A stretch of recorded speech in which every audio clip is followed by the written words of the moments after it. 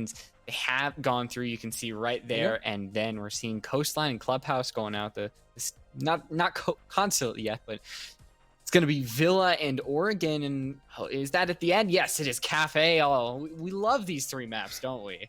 I mean, Villa and Cafe are solid. I always enjoy some Villa and Cafe. And hey, normally we always clown on Oregon. We clowned on Oregon heavily last week, but as Loaf mentioned, Oregon is a map where out of all the 7, maybe not all 7, but it's one of the maps where I would say we are more likely to see Flores get played because that map can play out more horizontally as opposed to vertically. So if there were any map selection right now that could potentially demonstrate Flores, we would most likely see it on map number 2. So that's at least one upside to Oregon that we don't often see. And we mentioned the balance changes earlier. Loaf, do you see anything with the Shattered Glass, with this Melusi or Ash or anything? Do you see changes to any of the the tried and true strategies that we'll see on these maps? I think probably the biggest thing is I honestly think, if anything, Villa and Oregon, just trying to think directly for Melusi changes, I think that is going to be where you see the biggest difference. Is a lot of choke points are held down by those Banshee charges, meant to slow down the attackers as much as possible, and making them now so they open up whenever an attacker is in range, potentially not making those choke points nearly as viable, not making them as easy to hold. I definitely see that coming into play. The Broken Glass, I don't see nearly as much on these maps in particular coming into play, because as Lynx mentioned, don't really see a lot of offsite play of the Evil Eyes and stuff like that on these maps in particular. A little bit on Cafe, but not too much. But yeah, in general, I think the biggest thing we're going to see an impact here from is going to be that Melusi change. Yeah, well, I think these teams are ready. You guys are all prepped and ready to get on the new season, the first week of the new season. And I guess I'll bow out and let you guys do all the work. I mean, we're not doing all the work, but at least for the next probably 50 minutes to an hour, I guess we'll be doing a lot of the work, so to speak. Work. And hey, Light Rose will be back later, so it's not like she just vanishes into the ether. But first map up, Villa. I believe we saw it last week in that SH versus Mirage game. I think we actually saw most of the maps last week in the SH versus Mirage game. We actually had a pretty... Actually, it might not have been, thinking about it now. I can't exactly remember. A week ago is a long time. I can look back a little bit and see. But Villa, Oregon, Cafe, normally that map selection might be a bit stale, but for those new changes, and with those new changes, could be a whole new thing. Probably Absolutely. won't, but it could be. Yeah. Yeah, again, I feel like the absolute biggest thing is going to be that Melusi change, because she has been just absolutely oppressive in the comp play recently. So I feel like having her gadget nerfed that much, I feel like is going to... I think we're still going to see play, but I don't think we're going to... I don't think we're going to see her be nearly as effective as we've seen her in the past. So I think that could potentially amount to some faster rounds, because clearing out utility has always been one of the biggest slowdowns in Siege, has always been, especially with the creep of the utility. It's the nature of the game. It is. It absolutely is. I mean, just as things have gone on now, especially with Thatcher being one of the most common bans out there, making it much more difficult to clear out utility. Makes sense things go a little bit slower. Making that utility easier to clear out, I think, is going to quicken things up a bit. We're going to go ahead and get into the op bans here.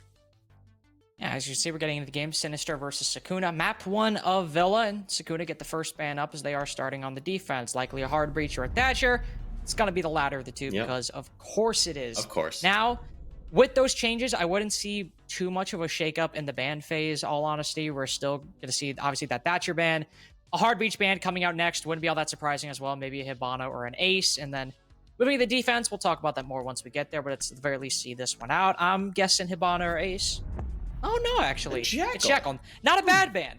Not a bad ban not by bad any at means, all. but not what I anticipated.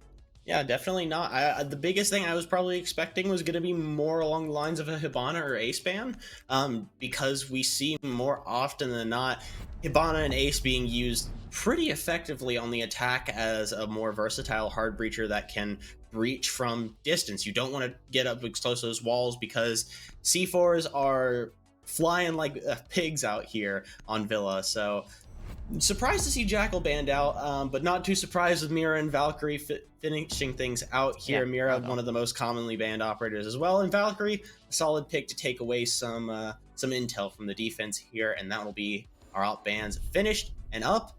We're gonna go ahead and get into round number 1 here, map number 1 of match number 1 of our first week of this side of the bracket. And for the first side as well, for this new side of the bracket, looking like AVG might be the first site we start out on. And one thing to note, that Valkyrie ban, important because if you ban that Jackal and then you leave Valkyrie up, you give the defense so much more leeway, but that does mean that we do not have a hard breach ban on the side for the attackers. And you'll see Queen take the ace in the very first round. Could be the ace, could be the Hibana. Either way, one of them would have been left up, but the fact that both are left up, that leaves a lot more options and avenues for the attacking team. One also thing to note, that Ashe has been foregone. There is no Ashe in the lineup. We have seen Yana come a little bit more into play, not so much as a full substitute, but alongside maybe an Ashe and a Zofia. But I'd say in all likelihood this is not due to the recoil change. This is just likely because you have 4 nades on the side of 2 zeros and Igor with the Sledge and the Yana. You have those lifelines as well. And if you're looking at the lineup on the side of Sukuna, you only got 1 deployable shield and 2 Evil Eyes, but beyond that, not that much in terms of bulletproof destruction. No Goyo shields, no Malusis, though of course you can now shoot those open, but if you're coming at it from a distance, you might have to lob a nade over there. It might just be because they feel more comfortable on that Yana or the Zofia, but it's still a lineup that has plenty of utility to deal with what Sukuna are bringing out, and on the side of Sukuna as well, looking like a pretty strong case for holding close to the site. Mm-hmm.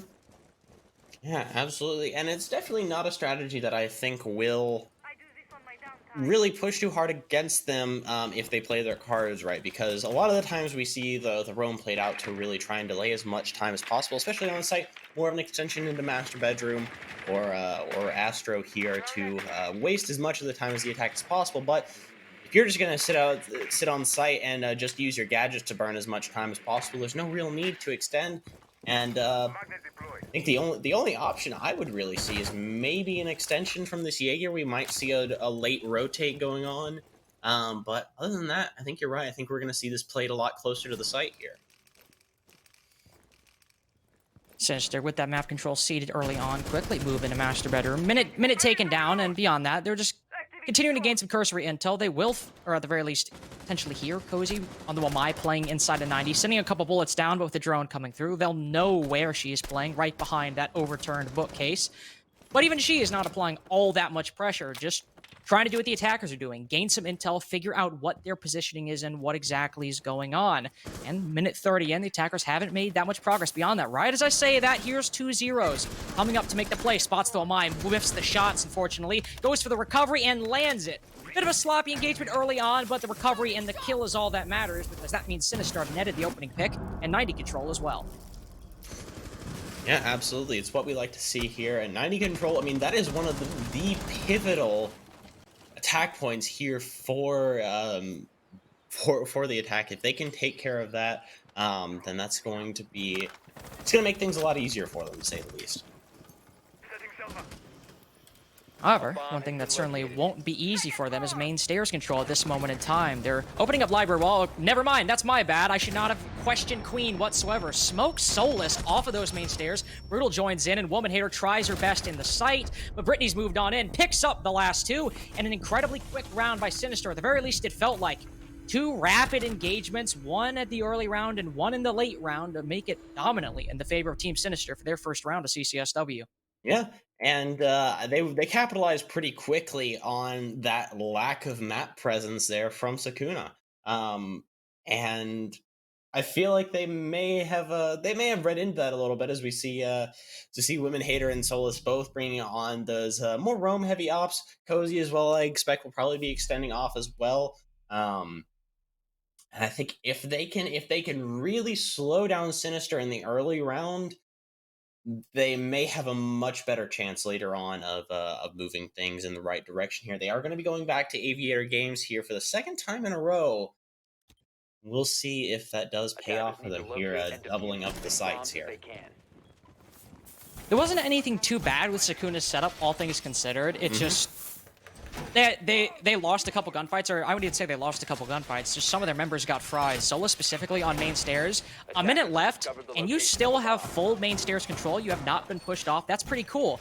But sometimes somebody managed to land a really nice shot. In the case, it was Queen all the way on study window, firing and nailing the head of the Jaeger on top of main stairs. He wasn't even giving himself up that much to the angle.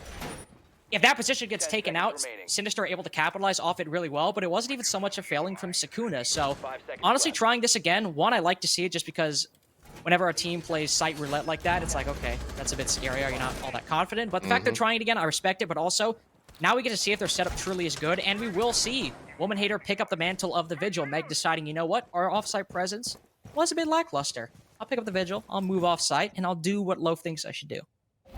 Yeah, I mean, hey, I think at least some offsite presence is a little necessary. I don't think you really have to overdo it. I don't think a full extension out into kitchen and master bedroom is really required. But I think having someone who can rotate back late, try and get a flank on the attack, and try and divert their attention is always a solid play and always a solid decision to make. Fortunately for Sukuna, or, well, maybe fortunately, but we'll see how it ends up panning out. They haven't extended all that much over to that master bedroom side. Woman Hater's playing down below inside a library, and that means that Sinister are able to gain this map control pretty quickly. Once again, we could see Woman Hater, Meg, go for a play later on, try and rotate up those Astro stairs. Of course, likely have to bypass flank drones and a Nomad air jab as well. But it does seem that Sinister are taking things a little bit slowly. Sola still pushing up inside 90 with an Evil Eye to support. That'll require somebody, likely either 2-0s or E-Girl, but maybe Brittany to take that Evil Eye down. I was about to say, it's not looking bad for Sukuna, but there you go. That offside presence you had, felled by E-Girl 2 rounds in a row. Sinister land the opening pick. Ooh, there's a nade trying to take out that Maestro cam there, but the well-placed magnet there by Cozy is going to be able to have it stay up for just a little bit longer, but second nade makes its way through. That's going to be that first Evil Eye taken out there in 90, and a solid amount of 90 control in their hands. Nade comes through from 2-0s, trying to take out that Electric Claw, will be successful. Impact over the wall will take out that first ace charge. We're going to be looking to try and potentially throw a second one. Actually, it looks like Queen has moved off. So they're only hard breach sitting away, and only... Actually, not quite sure how many charges she doesn't have any. Before she got on her drone, she had 0. None. That is not looking great. That's no charges. So they have no hard breach. They're going to be forced to go through the doors here unless they get some soft breach warnings. But there's Trippy Bells just completely looking the opposite direction. And there's Solus focused way too hard on Office. 2-0s and E-Girl both find 1 in their favor. And like that, Sinister take another very dominant round despite things not going in their favor at all in terms of utility.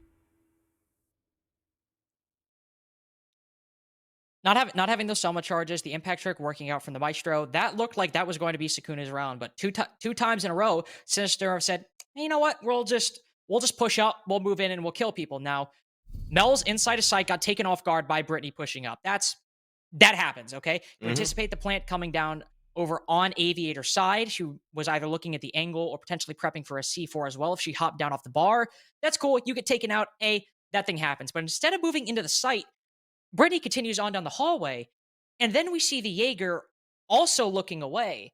At least on the side of Sukuna, that seemed to be a bit of a misstep in communication, because it wasn't like Brittany killed the Cade, then sprinted over. There was a good 3-4 seconds for the call to come out that the player was inside. Now, maybe that is a little bit tight, but still, the fact that you lost 2 players to Brittany solo pushing and the call wasn't able to come out in time on the side of Sinister, that could have really saved the round for Sukuna, but once again, a player moves in, gets 2 big kills, when Sukuna still have a fair bit of map and site control under their advantage that seem to take things down. Sukuna will try AVG one more time, and I still have the same point earlier that, hey, the setup wasn't all that bad. It was just either... Oh, wait, no, they're not going to AVG. I don't know why I said that. They're going to Trophy Statuary, excuse me. I saw the 2 sites for some reason, my mind got messed up, but they're going to Trophy Statuary.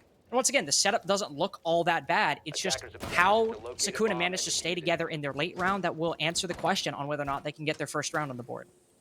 Yeah, and so far, it's not looking too good. I think they really they definitely have, like you mentioned, some communication issues that need to be worked out here, and I hope that was just a one-round thing, because if we start seeing a trend, that could mean the end of this map for Sukuna if they're not able to flesh out those communication issues. Because already it's 2 rounds in a row, and not just 2 rounds, but 2 very dominant rounds, one culminating in a flawless as well.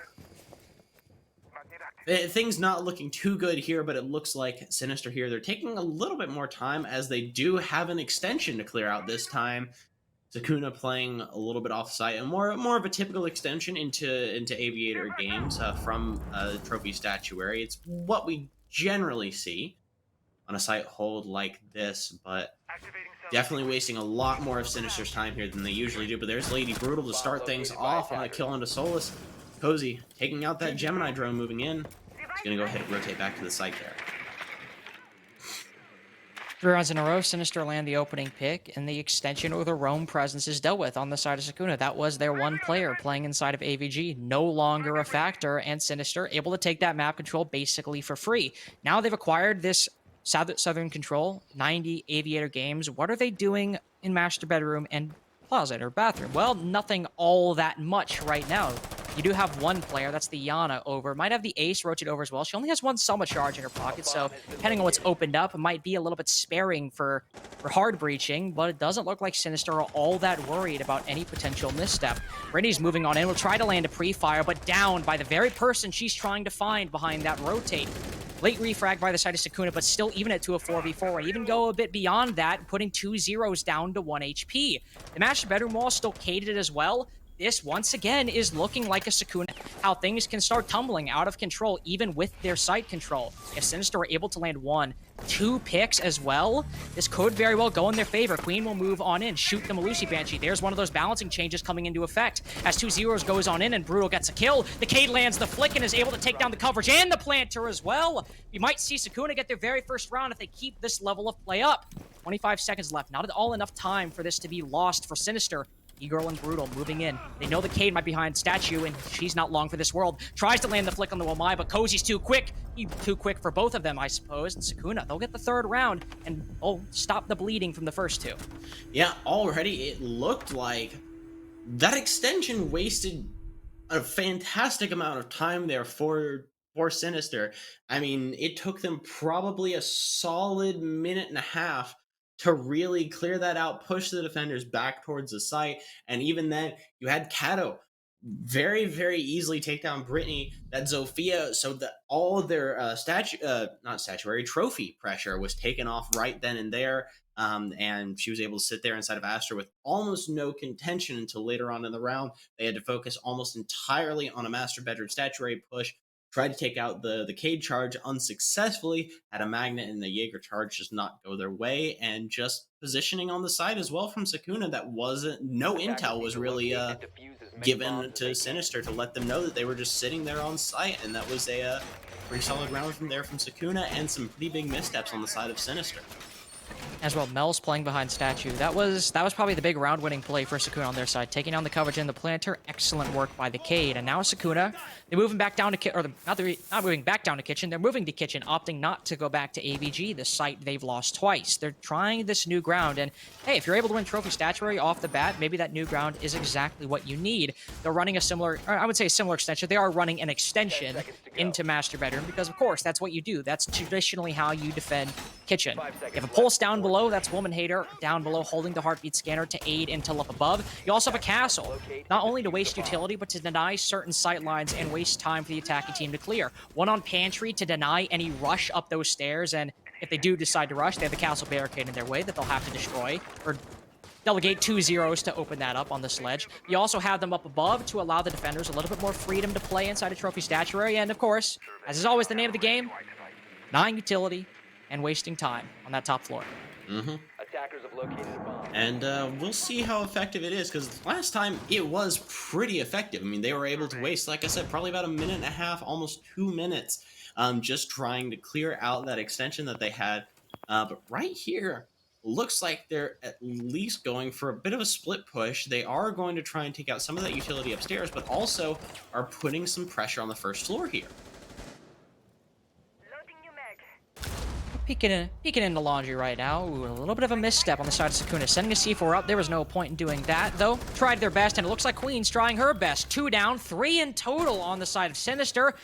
So far, they've shown their strategy just seems to revolve around sometimes walking in off of what little intel they have, or what intel they do have, and landing the kills. And now Solus is left in a 1v2 thanks to a nade from 2 zeros. Plant going down. Nose 1 is over on the side of Laundry, but they've rotated back. They know in this post, Plant, they can play passive, and it's on Solus to try to bring things back for her team.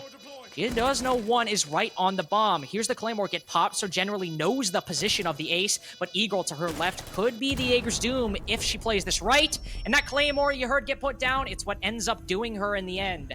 Sinister take their 3rd round, and so far the only site successful for Sukuna is Trophy and Statuary. Yeah, and we will see if they'll decide to go back to AVG here, which they do have that option, but it looks like no, they're going to once again double up the site and head back to Dining Room Kitchen and see if they can have some better luck here second time around. Not sure. I think honestly, thinking about it, it's the best option, because you don't want to go back to AVG if you can, because you've lost that twice already. This is the only site. You've only lost this site once. Can't go back to Trophy Statuary yet. I think this is probably the best option here. Attackers need to locate and defuse Even then, what Sinister trying to counter can be a little hard to predict sometimes. They were clearly so focused on the extension upstairs. You had Kato watching down below with the C4, throwing it up, likely Meg on the pulse as well, looking up to see when they're pushing, but what they did not account for was 2 members just pushing in through Laundry. And that's been a lot of the times what ends up getting Sukuna killed. It seems in these 3 rounds, the opening pick on the side of Sinister is somebody not looking the right way, or at the very least, the opening pick in the later rounds. So, whether it's playing a bit more close together or communication, but even then, communication didn't seem to be the big issue on that one. It's just Sinister are playing a little bit unpredictably, playing quietly as well, not making all that much noise when they push in. What I'd like to see is that adaptation. Mel's putting a castle barricade on Laundry door. A bit more horizontal focus overall on the side of Sukuna. It sucks that they had to lose a round, but hey, at the very least, they're adapting to their loss and how they lost pretty well. Absolutely they are.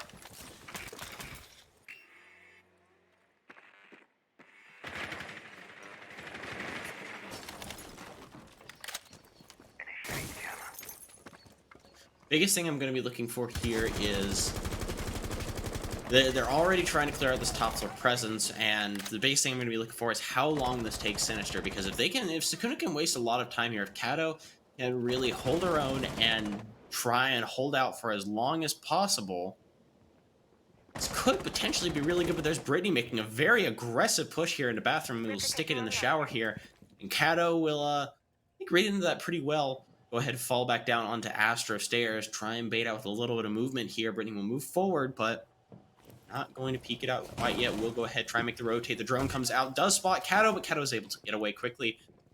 Try and move down onto the landing. And Kato will get the peek there, and that is Brittany fallen, the SMG-11, getting the kill. Solus taking some shots through the floor at Queen there. And that'll be Kato getting a second kill there, as well as 2 zeros will try and take the fight and will fail as well. It's already a 5v3 in the favor of Sukuna here. Kato will fall, unfortunately, as Queen will finally take down the menace that has been Kato here on Astro Stairs. But actually not taken down entirely, just down, and I think they will actually be able to revive her, and it's still a 5v3 in favor of Sukuna. And with your sledge gone, there wasn't even much of a chance to take down Kato from above, and not much chance to get vertical pressure all that much. It doesn't seem to be a focus of Sinister on their attack. Instead, it's this continued horizontal play. Queen rotates up through Pantry, uses so much charge in that castle, so they've opened up another avenue for their attack at the very least, and they still have 50 seconds.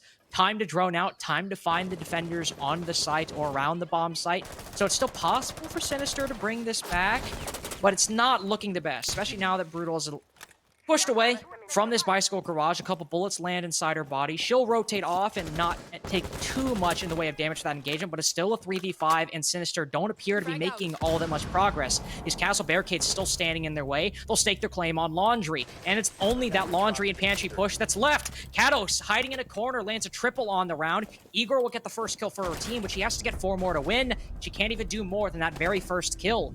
Sukuna pick up Kitchen, excuse me. Now the question is, will they go back to AVG, or are they going to give another side a try? Do they have any options left? All will be answered in the final round of Sukuna At this versus point, Sinister. They're gonna go back to AVG. I'm gonna be honest, I'm surprised that they're not going back to... Oh, there it is. There it is. I was about to say, I'm surprised they're not going back to Trophy Stature because they do have it unlocked now, and so far, side they've got the best win-loss on. They won the very first time they went there. They can stick it again, and they can bring this to an even 3-3 half. They'll be in a pretty solid position going into the next half. So we'll see if Sinister has learned their lesson, or if the cracks are starting to show, and Sukuna are able to even things out here, where they head into their attacking half.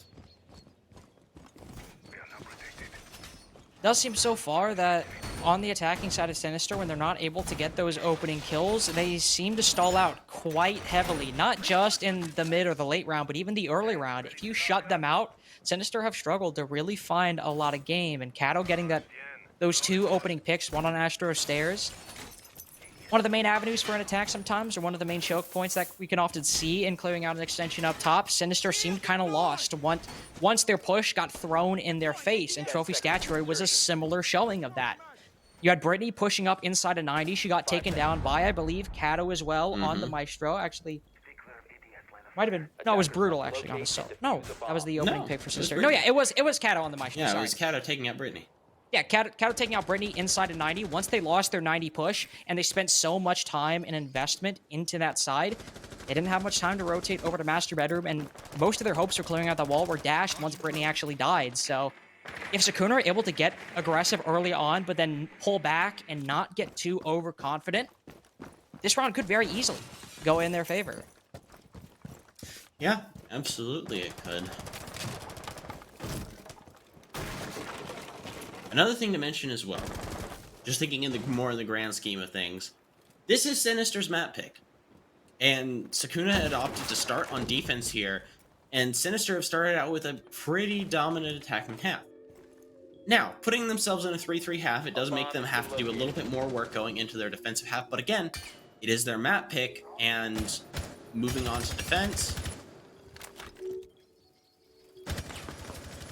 could potentially be a really solid half for Sinister going in, and a 3-3 would still put them in a much more solid position going against Sukuna on the attack. But a 4-2 would be absolutely ideal and would be incredibly difficult for Sukuna to come back from. So we'll see how things play out here. Kato playing a little bit more of an aggressive role here on the Jaeger. Got one there, a cozy position on the side of the bathroom door. On the top of Astro Stairs, there's Kato able to take down Queen, pushing in. As Cozy is forced off of the top of Astro Stairs there by Brittany. Kato will fall there by E-Girl. They are able to take down Lady Brutal, and the push from Brittany is shut down by Solus. Pushing up, Trippy Mel's able to find one back onto 2-0. As 2-0 takes down Women Hater. E-Girl finds one back on a Solus. It's all up to her here. A double kill on the round. She has to find 2 more to come away with the win here, but that will fall, unfortunately, just too short there, as Sukuna will come out with an even half. 3-3, as what looked like a very, very rough start from them has come back now to an even half, and they will move on to the attack now. And things were looking pretty good for Sinister on that attack. They managed to go down below, clear out those cage charges, make progress on that master bedroom wall. But once Queen pushed in from bathroom, got taken down, once again, they were on the back foot, and it looked like they were struggling with a lack of intel as well. Not knowing that somebody was downstairs, ended up getting flanked by Astro stairs. And since they put so much effort into just sending it through bathroom into Astro, once that flank came out and the crossfires from inside the side as well came through, Sinister didn't have much of a chance overall. Thankfully, now that was the end. You had a 3-3 half on Villa attack. That's pretty good, all things considered. I would certainly be happy with that. Now it's Sinister going to the defense, but we do have a Flores on the attacking team. The first round of Sukuna's attack, we'll see Flores come out. We didn't see it all on the side of Sinister, so not exactly the first round of the day, but still, we do get to see Flores pretty soon, so I'm glad that, at the very least, we didn't hype him up, or I would say hype him up, we didn't talk about him much we talked about him a lot at the beginning. We just didn't see him at all. We feel kind of weird. So the fact we get to see him, that's always good. We don't just awkwardly sit here like, man, Flores guy, huh? 10 seconds to Cool if we saw him. So. 5 seconds. I am going to be interested to see how they use him, because this is one of the sites where what we were talking about. This is where he's going to be useful. I mean, it's a very, very horizontal site. There's almost no verticality on these top floor sites of Villa. So I'm interested to see the use here. I'm interested to see how Cozy is going to use those drones and how effectively they're going to be able to use them to clear out utility. Because I think that was one of the biggest things that that Sinister struggled with, especially on sites like this, was being able to clear out the utility and give themselves an avenue to move in. But if Sukuna and Cozy are able to utilize those drones to really clear out utility, give themselves an inroad into the site, and get themselves an avenue to plant, it could put a lot more pressure here on Sinister. It looks like it's going to be the very first thing they're going to do. That Flores drone able to, All right. I think, take out the mute jammer there, but will unfortunately fall short of the Jaeger drone there. And yet it will be able to take out both the Goyo shield and the Jaeger ADS, and that will completely open that up there. There's Solus able to... Is that... Okay, I was about to say, is that proximity charge indestructible? But no, it looks like it just had to shoot through... the bench there. Jimmy Queen sitting on the other side of this castle barricade. They are giving her a pretty solid angle. If they do want to push that, they're going to have to get pretty close up to it, unless they get Kato or Women Hater there to waste some utility. They're going to have to get pretty close to it to make any inroads into Astra here. But there's Solus moving up with the M249, able to just shut down Igor like that. And the push comes out from 2 zeros there, and that is the Vector just showing its prowess there. An eye for an eye there. Solus and Igor will both fall and make that an even 4v4 now. Also takes a little bit of damage outside of the site, and Woman Hater is contemplating how she wants to play this game with Queen. Castled right to the right-hand, or I guess right to in the corner outside of this bathroom doorway. Knows she's there, Woman Hater does. Saw the tracers and the drone get shot by the castle, but this is a tough position, especially with the crossfire between the castle and the Wamai of Lady Brutal. Sukuna are looking a little bit like Sinister here. They weren't able to get all the momentum they wanted out of that opening engagement, and now they're wondering what the plan is. Woman Hater will push on in. I thought she was aware of the castle's presence. I guess I thought wrong, but there's the trades coming out perfectly from the attackers. Not the trades I thought we would see. I thought Lady Brutal would manage to land the refrag, and she does, but then is traded out by Mel's, and we find ourselves in a 1v1. Laura's the attacker we talked about, looking in a prime position to win. Sure, 10 seconds left with 2 zeros on 1 HP. Manages to spot it. Takes a little bit of damage, but the air jab certainly helping in that as well. It's going to take their first attacking round and the lead as well, 4-3. If that air jab hadn't been planted there, and if she had even just probably about 20 more points of HP, the 2 zeros would have come away with a win there.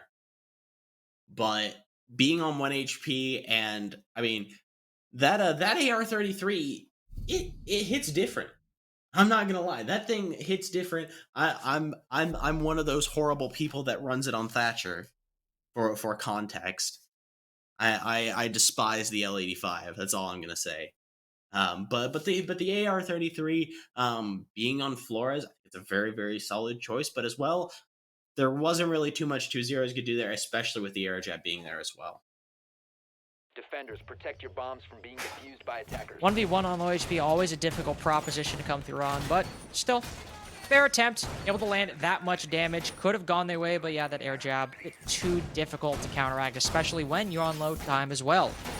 Sinister, not opting to try Trophy Statuary a second time like we saw Sukuna do on their first side. They're quickly to hop and rotate to Aviator Games, despite how well that seemed to be going for them. If you recall, on the push-in by Woman Hater on the Zofia, in through Bathroom, managed to land the trades. Sure, the trades didn't end up going fully their way in the long run, but that was mostly came down to how the position got played and how many angles that Sinister had to deal with. I thought with a little bit of adjustments that they could have easily done that pretty well overall. The strat wasn't too bad, but they'll rotate to Aviator Games, and we'll see a little bit of a difference. You still have the Goyo and the Cade as well, but you have the Mozzie, an operator we haven't seen yet so far. The C4, which has already been... No, it's pre-placed. I thought it already got used for a second. I was like, what is going on? But no. Just a pre-place for later on in the round, likely by intel gained by potentially the Mozzie or really anybody that's able to play off of sound or intel, potentially inside of 90, under master bedroom, really wherever that pre-placed C4 is. Sure, Valkyrie's not on the board, but Sinister could do some pretty solid work with it, especially because they seem fairly coordinated if last round's play is anything to go off of. Absolutely.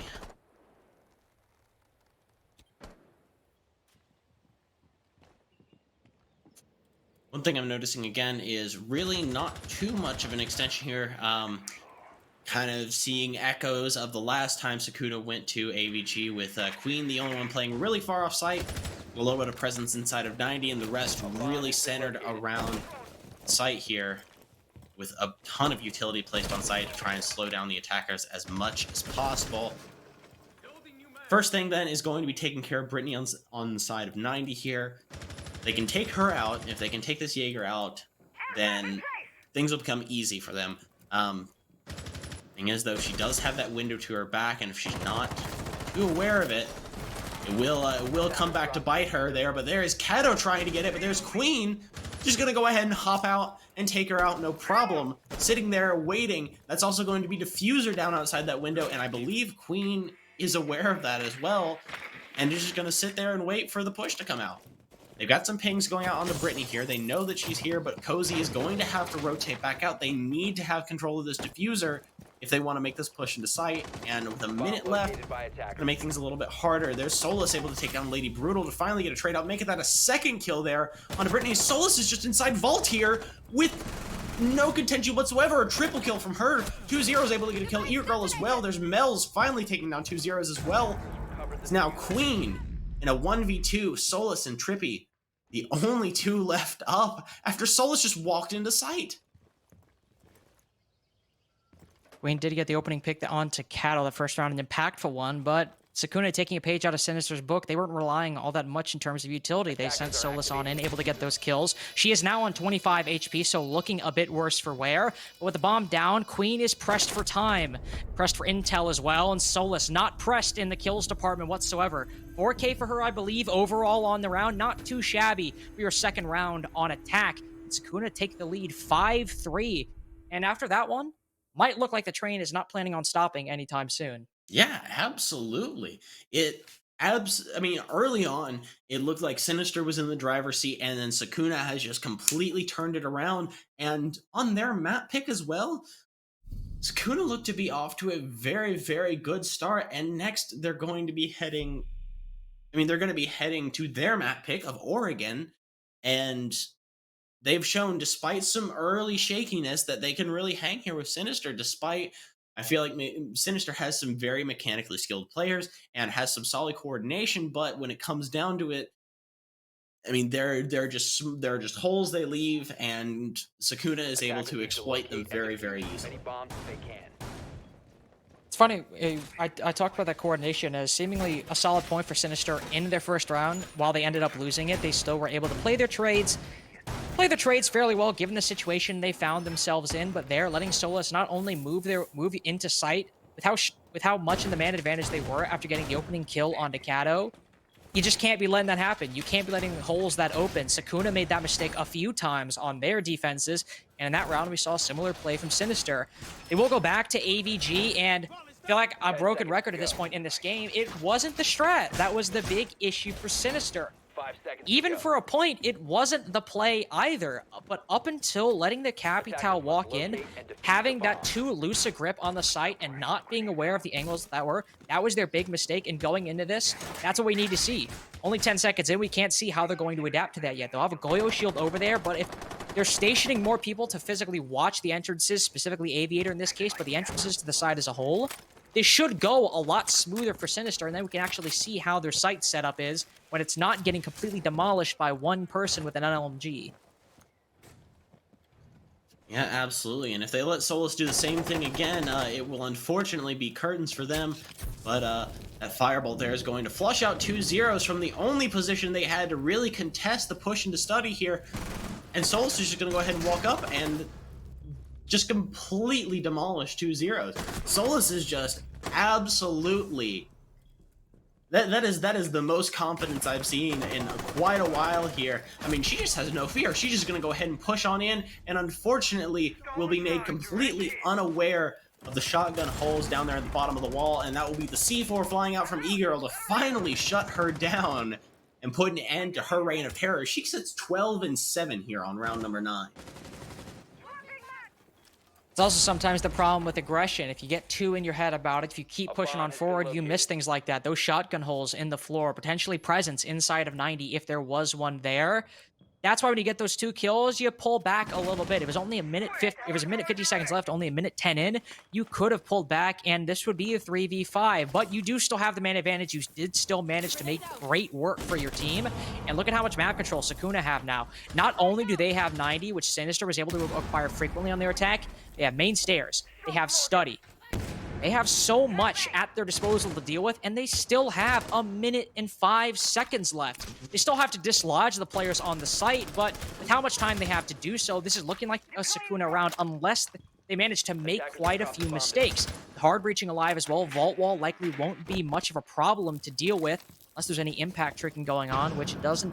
You have 2 impacts on the side of Lady Brutal, and right now for the side of SUKUNA, they're just chilling, waiting. It looks like there might have been a mute jammer stuck on that wall that they're not able to properly deal with. That could be big for SINISTER in this round. Denying a key sightline for SUKUNA, you relegate them to pushing through doorways, but now it's incumbent on you watching the very doorway you lost the round last time, that being Aviator. They watch it successfully for the first kill, but the trades come through on the side of SUKUNA. They pile on top. Cozy finds Brutal. Igor left in a 1v3. She's been in the clutch situation a couple times before. This time on the defense, not able to find any room for the mute. Now SUKUNA, they're on match point. 1 round away from going to their map pick off a 7-3 victory. I mean, I gotta be honest, is starting out, I kind of expected this to go more in the way of SINISTER. I expected we were going to switch sides and SINISTER was going to just absolutely flip a switch and go up and this was going to be a closer match. But it's just time and time again, it's just little mistakes by SINISTER when it comes down to these clutch situations, which unfortunately they're left in. Come out with trades, there's oversights where they just miss sightlines, they miss rotations just by seconds. They miss seeing rotations, they miss being aware, they don't have as much intel as they really need. That's another thing I'm kind of noticing is on the side of SINISTER, they don't really have a lot in the way of intel. I mean, Echo is unbanned. I feel like Echo on a map like this could actually be very impactful. I mean, you have someone, I'll pick someone as an example. E-Girl usually sits and is left up until late round most of the time. She plays more passive angles. She doesn't get too aggressive. Have her sit on an Echo. Normally, I do notice she's been relegated to those SAS ops, trying to get her utility done, whether that's smoke or that's mute, but stick her on the Echo. That's a big piece of intel, and that's a big piece of plant denial as well, which seems to be part of SUKUNA's strategy, is trying to rush in and get a plant during those last seconds. They take their time, they try and set up sightlines, and then if they can't, they rush in, they try and get that plant down. A lot of the times that just ends with kills, but if you have some way to deny that plant, you have some way to slow them down, and you have some solid piece of intel as well that you can use to figure out where these attackers are, I feel like that would be massively helpful to Sinister too. Is I feel like just this lack of intel for them has really been hurting them. Is they don't is I don't think it's a communication issue. I think it's just simply a lack of intel for them. It can especially hurt on these extensions. You saw Brittany on the Jaeger playing inside of AVG, dedicating some reinforcements and barricades. Once those defaults on that side of the map go down, if you don't have a lot of intel at your disposal, you're playing off a sound, you're playing off instinct as well, and that can often be a tenuous position for even the best of players to find themselves in. Of course, SUKUNA in the first 45 seconds aren't worried all that much about the presence on the southern side of the map. Both the Capcan and the Jaeger chilling over there, they've gone undealt with so far by SUKUNA. Of course, they have plenty of time, not a bad thing by any means, but they're pushing straight on into Master Bedroom and pushing straight back onto the ground.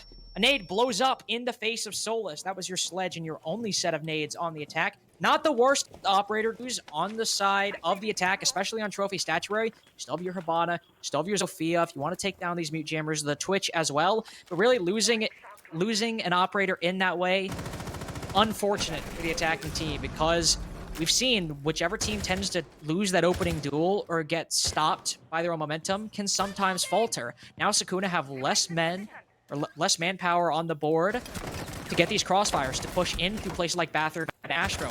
Tricky gunfight between both Kreen and the rest of the attack, but it's an impact grenade to seal the fate of that hard breacher. Now SUKUNA are in a 3v5. Yeah, already things going much better for the way of Sinister here. I mean, again, their Achilles heel that I was noting, that lack of intel has really just become a non-issue so far. They seem to have been doing really well, and it's going to be Cozy here to go ahead and make this foray into the site there, taking down Queen, bringing it down to a 4v3. The utility comes out and sprays, but that's 2 zeros eventually going to get the kill there. Women Hater able to get a kill back there onto Brittany, though, making it a 3v2. Still in favor of Sinister. The swing comes out from Women Hater, and the kill comes back from 2 zeros, and Lady Brutal finishes it out, and Sinister finally claw back around after what I believe was 5 rounds in a row from SUKUNA here. Indeed, it was 5 rounds in a row for SUKUNA, but now Sinister have to win 2 more on top of the one they just managed to claw away from SUKUNA in order to bring it to overtime. So 3 in a row to answer back 5 in a row. Sure, it might not be the same in terms of the actual quantity, but it will still bring you to overtime nonetheless. And they'll go to ground that they have not tread just yet. Moving down to dining room and kitchen. They've lost AVG twice. Do not want to go back to it, but now they've won Trophy Statuary. That's their options. Do we go to a site we haven't played yet, or do we go to a site that we've lost twice? They'll obviously opt to go for the former. And we'll see a similar lineup as well to what we saw when SUKUNA defended this bomb site. A Pulse down below, some Sea Forest in Tangent. We are seeing a little bit more of the Legion on the side of Sinister than we did on the side of SUKUNA. Not a bad operator by any means. Goo mines do provide a little bit of intel. A little bit of intel that Sinister have clearly desperately needed and might very well have helped them in that previous round, depending on where those goo mines were placed. But the main problem here that we saw on the side of SUKUNA was a couple people would just push in through kitchen, push in through laundry. They weren't holding down the site as cohesively, as coordinated, and the one spot they weren't looking was the one spot Sinister pushed from and dismantled their entire defensive setup. That was the only kitchen site that SUKUNA played. That was a problem Sinister have also shown on the defense, especially in those first 3 rounds. If they make the same mistake here, that's the game for them, and that's their map pick gone. To locate a bomb and defuse it.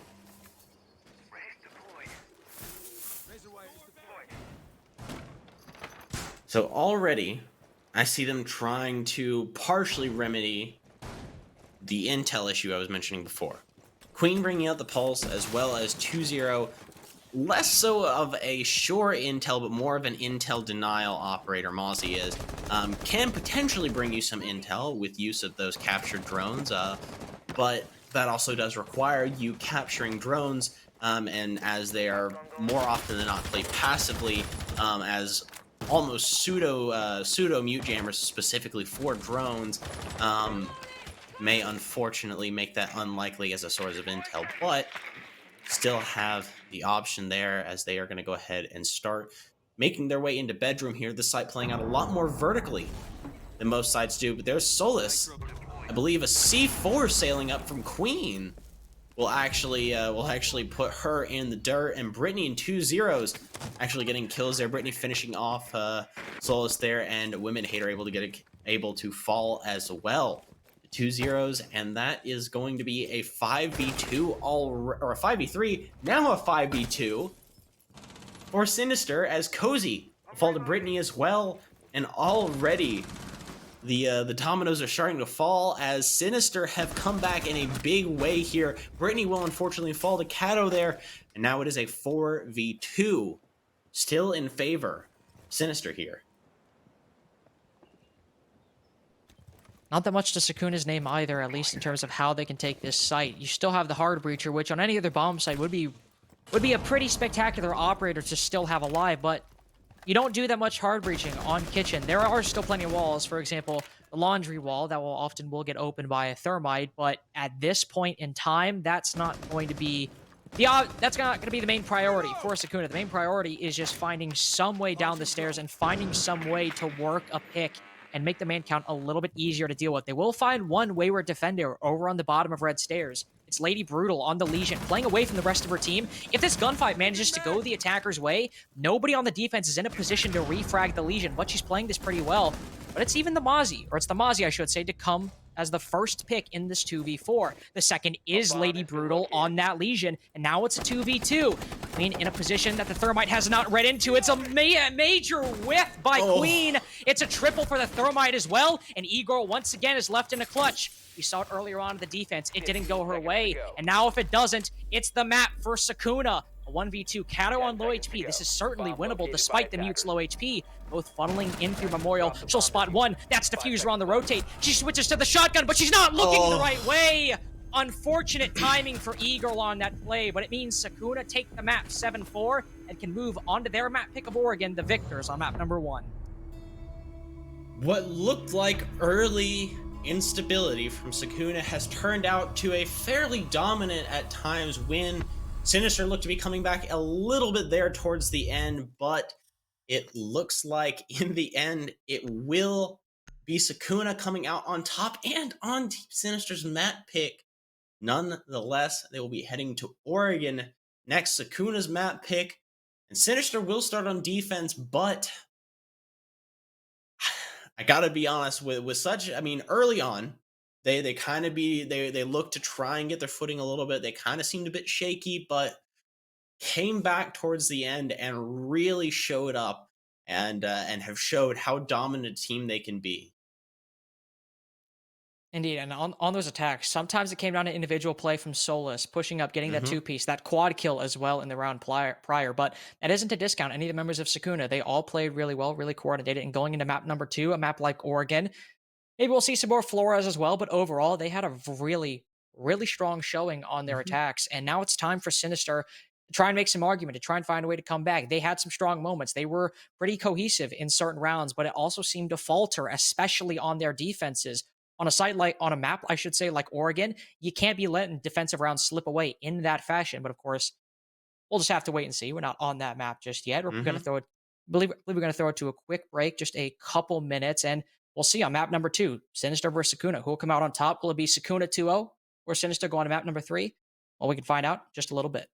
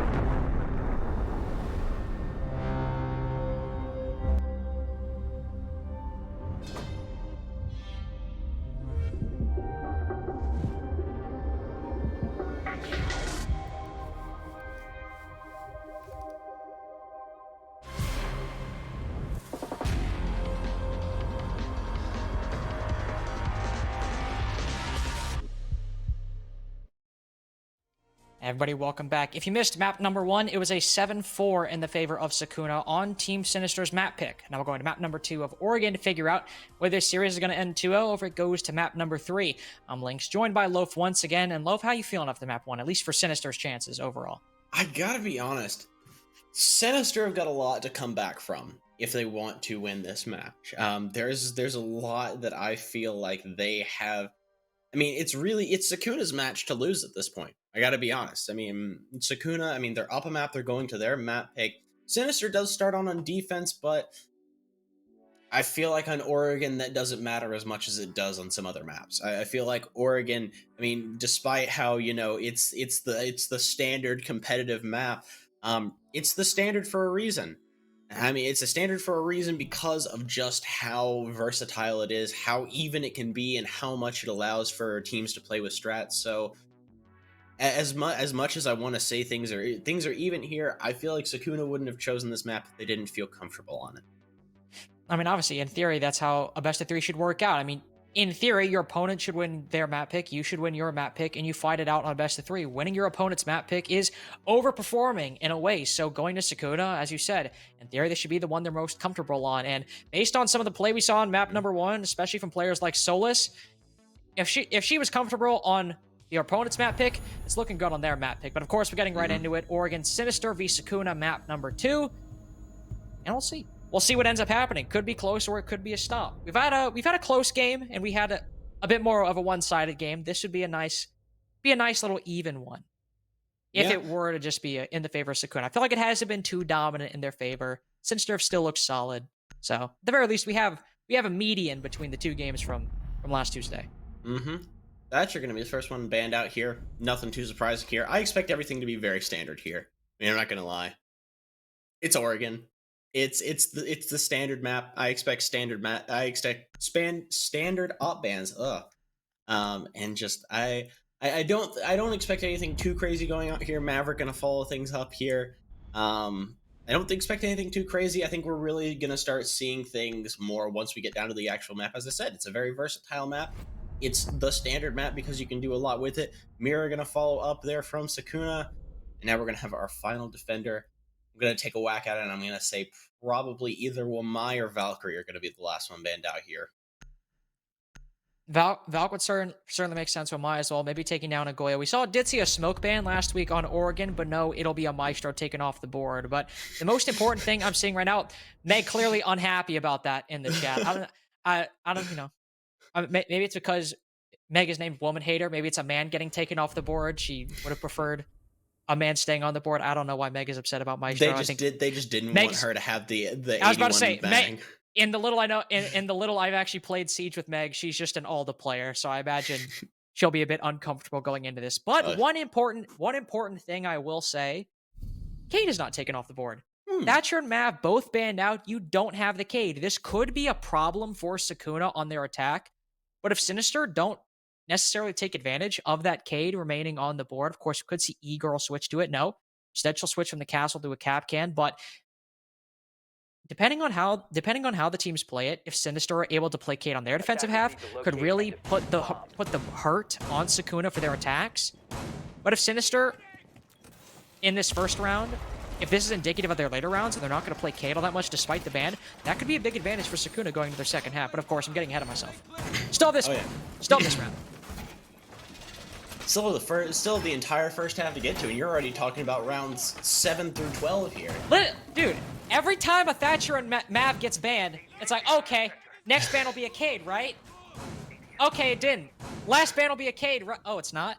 10 seconds oh, left. this could go poorly for a certain team. This could go very poorly for the attack, but they brought no Cade. Especially on basement? They brought no denial whatsoever. Were you just lose Sledge? That could be huge. They're just not bringing it. That could be a very big oversight on the side of Sinister. Now, they do have the Jaeger and Wamai combo, but I don't think that's gonna be enough. If Ace just gets it, Ace could easily just get those hatches open, but I don't think they're gonna be going for too much of a vertical push here. I think they might go for a bit of a split push. Looks like they're pushing over by Garage as well as here into Small Tower. I think I think they're going to be trying to go for these hatches, but no, it actually looks like Solus is going to get very aggressive and just going to go ahead and open up the door there. I expected that to go a lot more differently. I'm not going to lie. I thought that was going to be a rush. That went a very different way than I was expecting it to go. Honestly, with that play, I'm fine with it just being opening the barricade and just leaving it at that.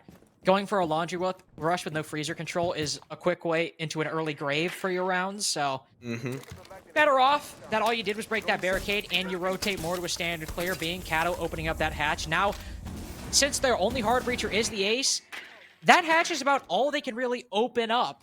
They can open up one more hole in a wall, likely on the single panel. Down to the down inside of pillars is where that last somewhat charge will go. Of course, could go a variety of places, but they don't have a Maverick because he's banned. Don't have a Habana or a Thermite either. So what else do they want to talk about? And I think our observer is trying to hint us in the right direction here. E-Girl has not been droned out. They have no idea that she's here at all, and that's going to be a free kill for her. They are taking down Solus, who is so dominant, but there's Women Hater as well as, I believe, Cozy, able to do kills of their own. Brittany firing back, able to take down Women Hater. That is... Oh man, that is going to be the Gemini drones off of the board there, and now an even 3v3 trades back and forth here. There's a very, very solid opening pick there for E-Girl. Brittany following up as well, getting the refrag back there onto Egg, and now the push into Freezer as well, a very aggressive position. There's Cozy, able to get another kill, and now a 3v2 in favor of Sukuna.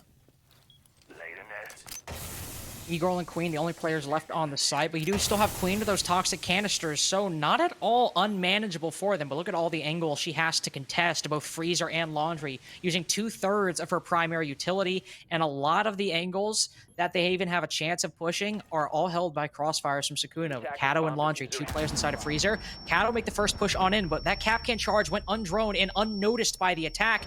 Not only signals the intel to Queen that the ace is pushing on in, it even kind of takes her own life in a way, looking the wrong way. Now it's a 2v2. Cozy knows someone might be behind that deployable shield, but E-Girl not keen to give up any fights. The pre-fire lands on the head of Cozy. Now it's a 1v1 with Mel's kill onto E-Girl. She'll push in with the close angle with the shotgun. Surely Queens wins that. Of course she does. Hard to win that gunfight, especially with the angle you were given. And Sinister come away with their first round. The biggest thing for them, I gotta admit, the biggest thing was the missed drone of E-Girl in the bottom of Big Tower.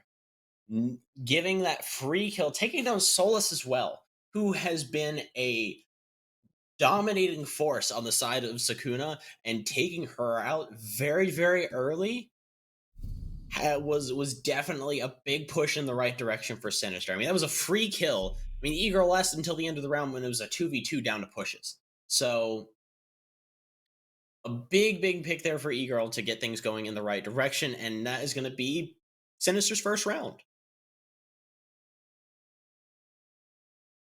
Not only that positioning as well, but the Freezer push, it looked pretty strong on the side of Sukuna, but it was that little bit of intel that sometimes is lacking for attacking teams. Not even because of a lack of foresight or a lack of droning. It's just when you're pushing into that situation, you're not going to have exact, precise intel on everyone playing on the site. The ace banked on the smoke, peeking to rotate, and instead she was inside the closet. And peeking the wrong way, you lost not only the main party push, but I believe that was Diffuser as well, dropped inside the site. The moment that happened, Sukuna's chances were pretty limited when their entire push was left to push down a hallway inside a Freezer. Now, moving to dorms and master bedroom, we're seeing a similar horizontal hold from Sinister, as we often see on the site. Nobody really extending too far off. You're going to focus on those Jaeger Ramais likely inside of attic, as well as denying the wall inside of master bedroom as well to stop the attackers from gaining that angle. And overall, if Sinister able to play it, how they played their defensive in that first round, though, again, did come down to Sukuna misdroning a little bit. This could go well. Queen is just sitting inside a closet. I'm just... Okay. She's playing a very aggressive position, and with no rotate back into games, I mean, this is basically a suicide mission for her here. I mean, if they decide to push her at all, she might net maybe a kill or two, but all in all, I mean, I think 2 kills is going to be the thing that she's going to be looking for here. Otherwise, this death wish of hers is going to be in vain. Doesn't appear the attackers are all too aware of it just yet. One Soma charge caught by an ADS, but I will say Queen is playing this extremely well, not getting over-aggressive whatsoever. She will be blind. She'll hit the deck as a response. Soma charge opening up. She is still keen to play this. I mean, she has no choice. She's not making it out of here. If she crosses into the door, she'll probably die, and she crosses into the bedroom, she dies as well. But it's one member of Sukuna to die, the second to follow as well. The play works out. Cozy not able to land the refrag. Solus will land two as Brittany gets the third for Sinister. But Cozy is trying to pick up the pieces and will effectively flicks onto the head of Queen. Woman Hater playing her best on White Stairs. In a play that could have been extremely... The round-making play on the side of Sinister has been undone in many ways by Sukuna, holding their angles, Cozy and Woman Hater, respectively. Both playing those positions extremely well. Diana will now rotate over to join the Zofia on this push inside of Armory in a 2v2 with one of the members on Sinister on low HP. This is the best-case scenario for Sukuna's chances right now. Yeah. It absolutely is. I mean, just as quickly as Queen was able to make a huge impact there onto on Sukuna, they took it right back, and now I'm interested to see how Sinister is going to hold things out there. Very effectively using the Gemini to go ahead and open things up here and try and get herself an angle into the site. They have almost no intel as to where these defenders are right now. Not only that, defenders appear to have intel on the attacker as well. Clearly fatal intel onto Cozy, but intel onto Woman Hater as well. The procs alarm ringing out. Knows someone is pushing inside of Wolf and left in a 1v2. Oof. Diana does not have enough intel to swing Brittany. And she'll swing her nonetheless, but lose the fight as Brittany is able to clean that up pretty effectively. 2 rounds in a row for Sinister. But we did see the same thing on Villa, and we know how that turned out. Yeah, absolutely. And I'm interested to see if we're going to see the turnaround here, because this is where we saw the very first victory from Sukuna in the last match. Was round 3. They were finally able to pick one up. They gave Sinister one more round, then they started that 5-round charge to victory right afterwards. 3-1 scoreline in favor of Sinister, so we'll see things potentially turn that way, but I'm not quite sure where things are going, because Sinister, it's come a lot closer than it has than it did on Villa. Sinister looked very dominant and very much in the driver's seat before. It doesn't look so much so now. It's coming more down to 1v1s, 1v2s. Attackers need to locate and defuse bombs. Sinister don't feel as dominant of a team in this half as they did in the first half of Villa.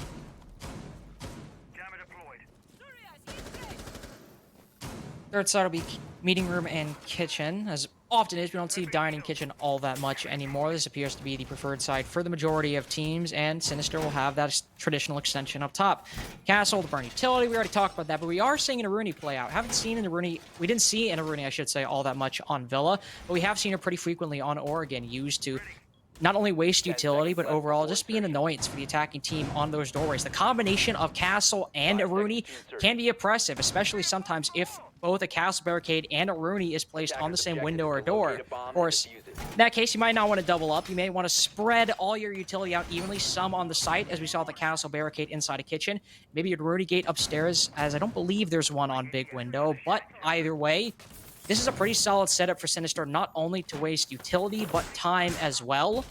And if they're able to play their positions as effectively as Queen did last time, going undroned inside a closet, then netting those 2 kills, the offside play by Sinister has been strong so far, and if they carry it into round 3, it's a flawless cycle for them. Yeah, well, have to wait and see here, as I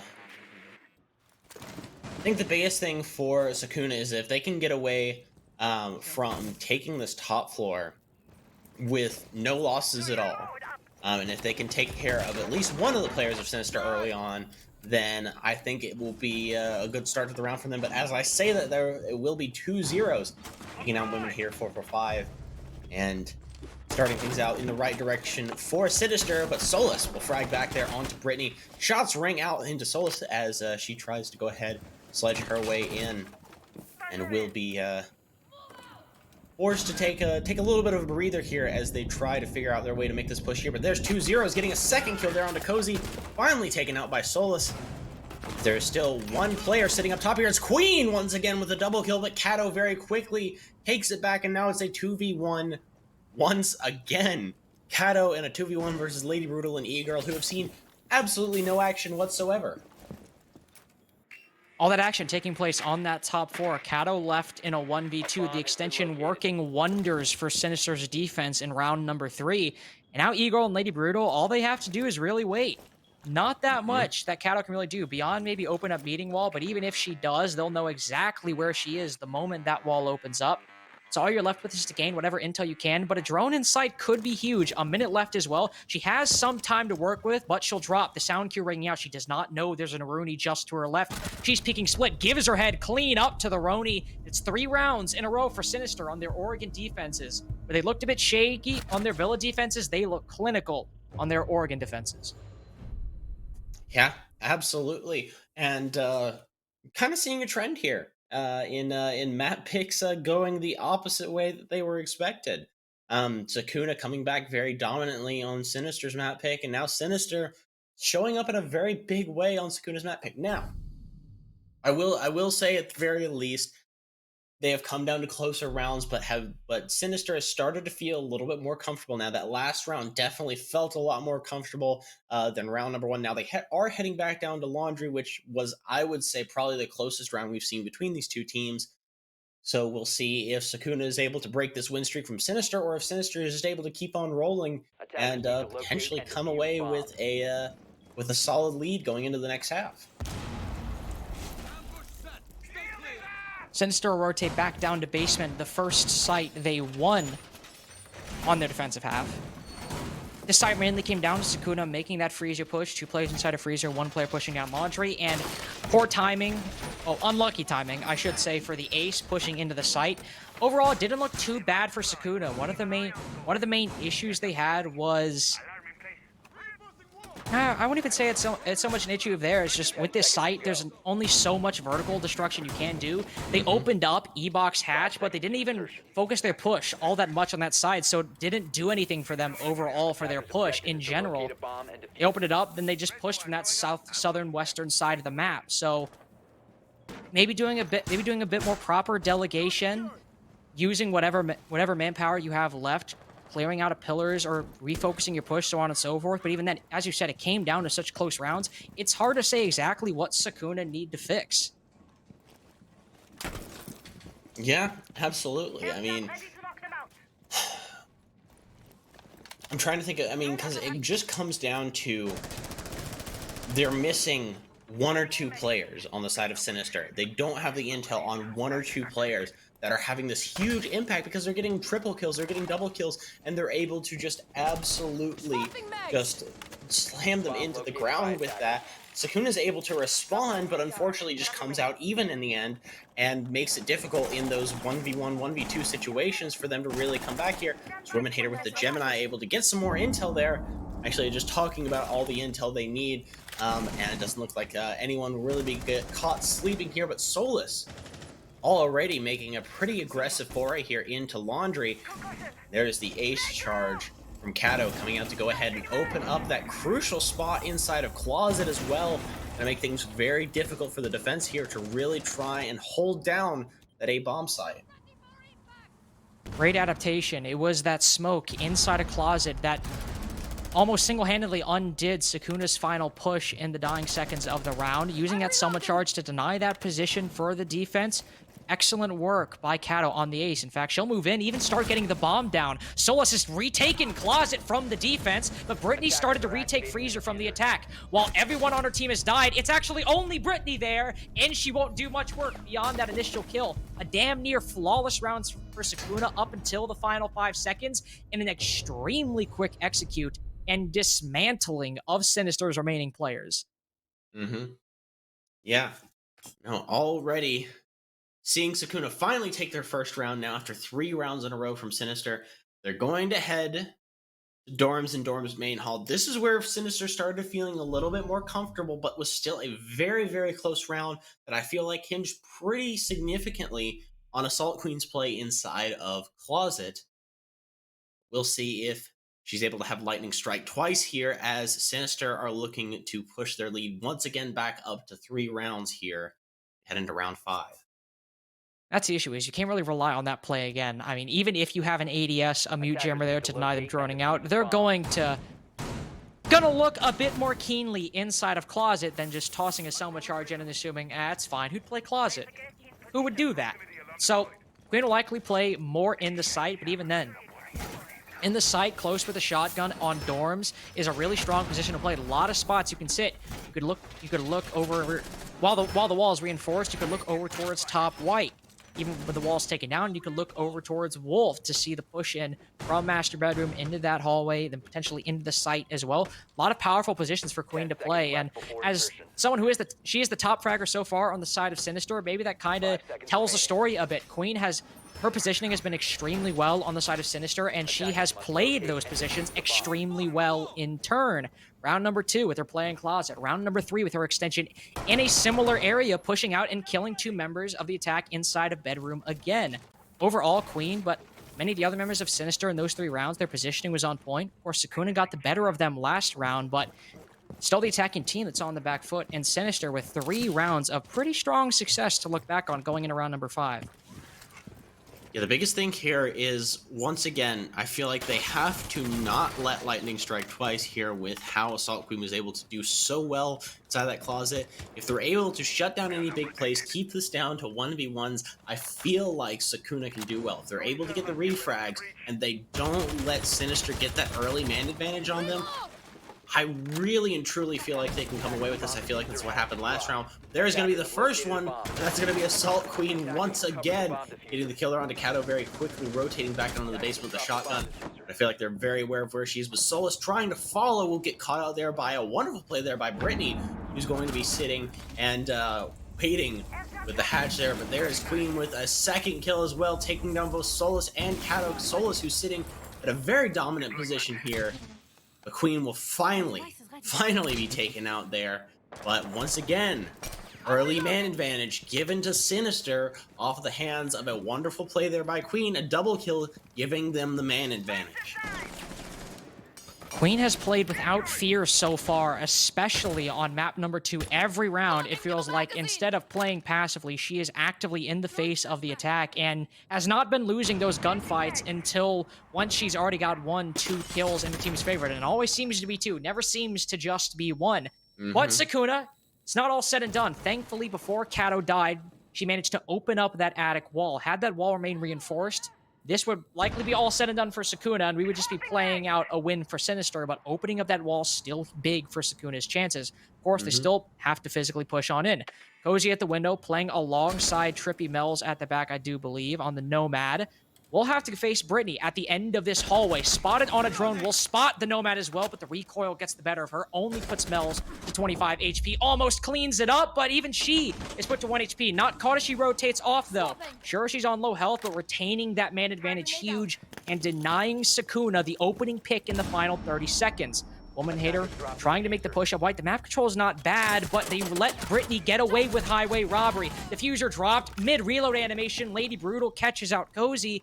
And now Woman Hater, that solo push up white, it's all that's left for SUKUNA's chances in this round. 1 player to her right, 1 to her front, and 1 to her left as well. Everywhere she has to look, and nowhere she can win a gunfight. Sinister picks up round number 4, and looking pretty strong to end the half in the lead. Yeah, no, already. It just happened again. SUKUNA let Assault Queen get the better of them. I felt like, again, lack of intel is really what's been biting them here. And now Sinister up 4-1. They get 1 more round. And it's curtains for them. And they're going to head back down to Laundry Supply. The only site so far that SUKUNA has bested them on. But now, if I'm remembering correctly, I don't think they can head to... Actually, no, they should be able to. Round 6, they should be able to head back to Kitchen Meeting. Interesting that they have decided to go down here. I mean, they did win basement at least 1 time, so it's not like they're going to a side that they've lost completely. But yeah, as you said, should be able to go to Kitchen, but if they're opting to try something different, I'm all for it. After all, it did mainly come down to not... As opposed to their first basement defense, they sufficiently stopped the push in from Laundry. Kato on the ace pushing in. Round number 2, they did not stop her sufficiently. In fact, she moved in, got the bomb down, and SUKUNA played their angles efficiently and expertly and sniped every single member of Sinister the moment they peeked their head out. Now going into this, they're able to play it a bit more effectively, building off of Queen's aggression, who has been incredibly aggressive in the early round. Of course, that is a little bit reliant on Sukuna's lack of intel, but let's just focus on this part for now. If Queen's able, or any player on Sinister is able to get aggressive early on, and they get that opening pick, or waste a lot of time, and then rotate back before Sukuna can get a frag, Basement is still perfectly winnable, despite their most recent attempt being a loss. Mm-hmm. Absolutely so. We'll see how things play out from here.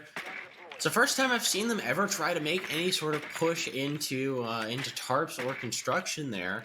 Solus just opening up the barricade. That's the most action I've seen down there from them for a while, so potentially trying to divert their attention away a little bit as they try to go ahead and push their way into trophy here. I don't know if they are aware E-Girl sitting up in the top of T3. I think they're aware of someone up there, but I don't think they know exactly where she is or who the operator is at this point.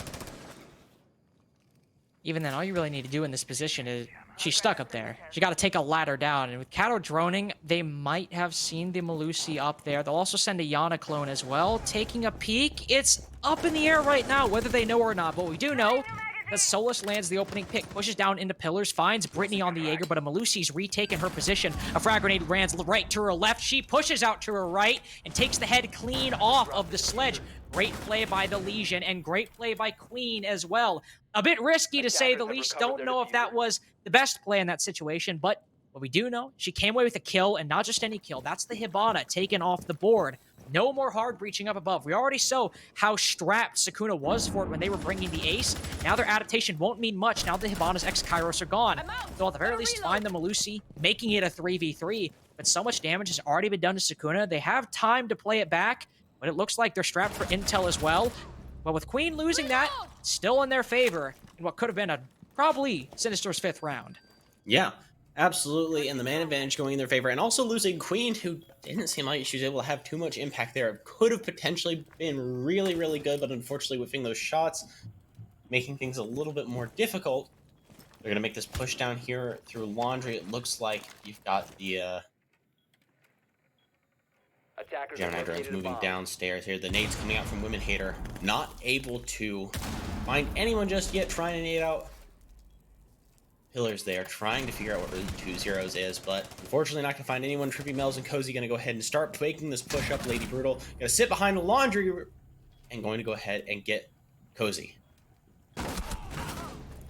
Fortune gets taken out in turn. It's 2 zeros left. Able to land the shots. I thought her head got taken clean off, but it's the Vector of the Goyo to come away the victor in that engagement. Down on the floor, able to spot Woman Hater as well. And there you go. Despite Queen losing the playmaker for the side of Sinister, Goyo still comes away with that and does, in fact, net Sinister that 5-1/2. Sure, it's Oregon, but I mean, come on. A 5-1/2, that is nothing to scoff at. No, in no respect. Mm-hmm. And just like that, Sinister have put themselves up a 5-1 lead. And it's going to take, I hate to say it, but an absolute miracle and an absolute just dominant run here from Sukuna to pull things back out. 6 rounds in a row, an entirely perfect half is needed from them to bring this back from the brink of map 3. Defenders, protect your bombs from being defused by attackers.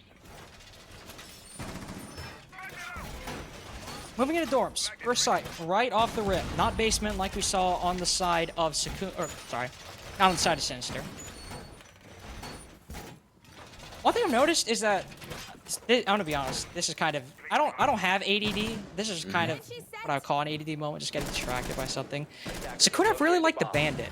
They played it a couple times on Villa, not like to any crazy effect, but they played it enough where it seems to be something they prefer. I don't know. That's just something I wanted to bring out. I don't know. 5 seconds. I just saw the Bandit and I liked it. They're bringing it in conjunction with the Cade as well, so remember, Loaf, earlier when you were like, oh, you're kind of getting ahead of yourself. We're not there yet. There it is. First round. I mean, it was 6 round ahead, but I mean, this is good for Sukuna on their defenses. You got to give me that. Good omen. Mm-hmm. Cade in a Maverick Thatcher ban. You know, gotta say it may be. Combined with the Bandit as well. Now, do have a lot of nades on the side of Sinister, and they did show on Villa that they were very good at it, but Solus? I'm sorry, you can't let her do that! Yeah, you just... okay, I don't want to be mean. I don't want to rag on anybody. Wait, Igor was right there. I don't know how Solus just got away with that. Maybe she was on a drone. Maybe she was still coming out of spawn, but... that positioning on the kill cam is just incredibly unfortunate. That had to have been timing. Yeah, I'm at a loss for words. You can't let that happen, man.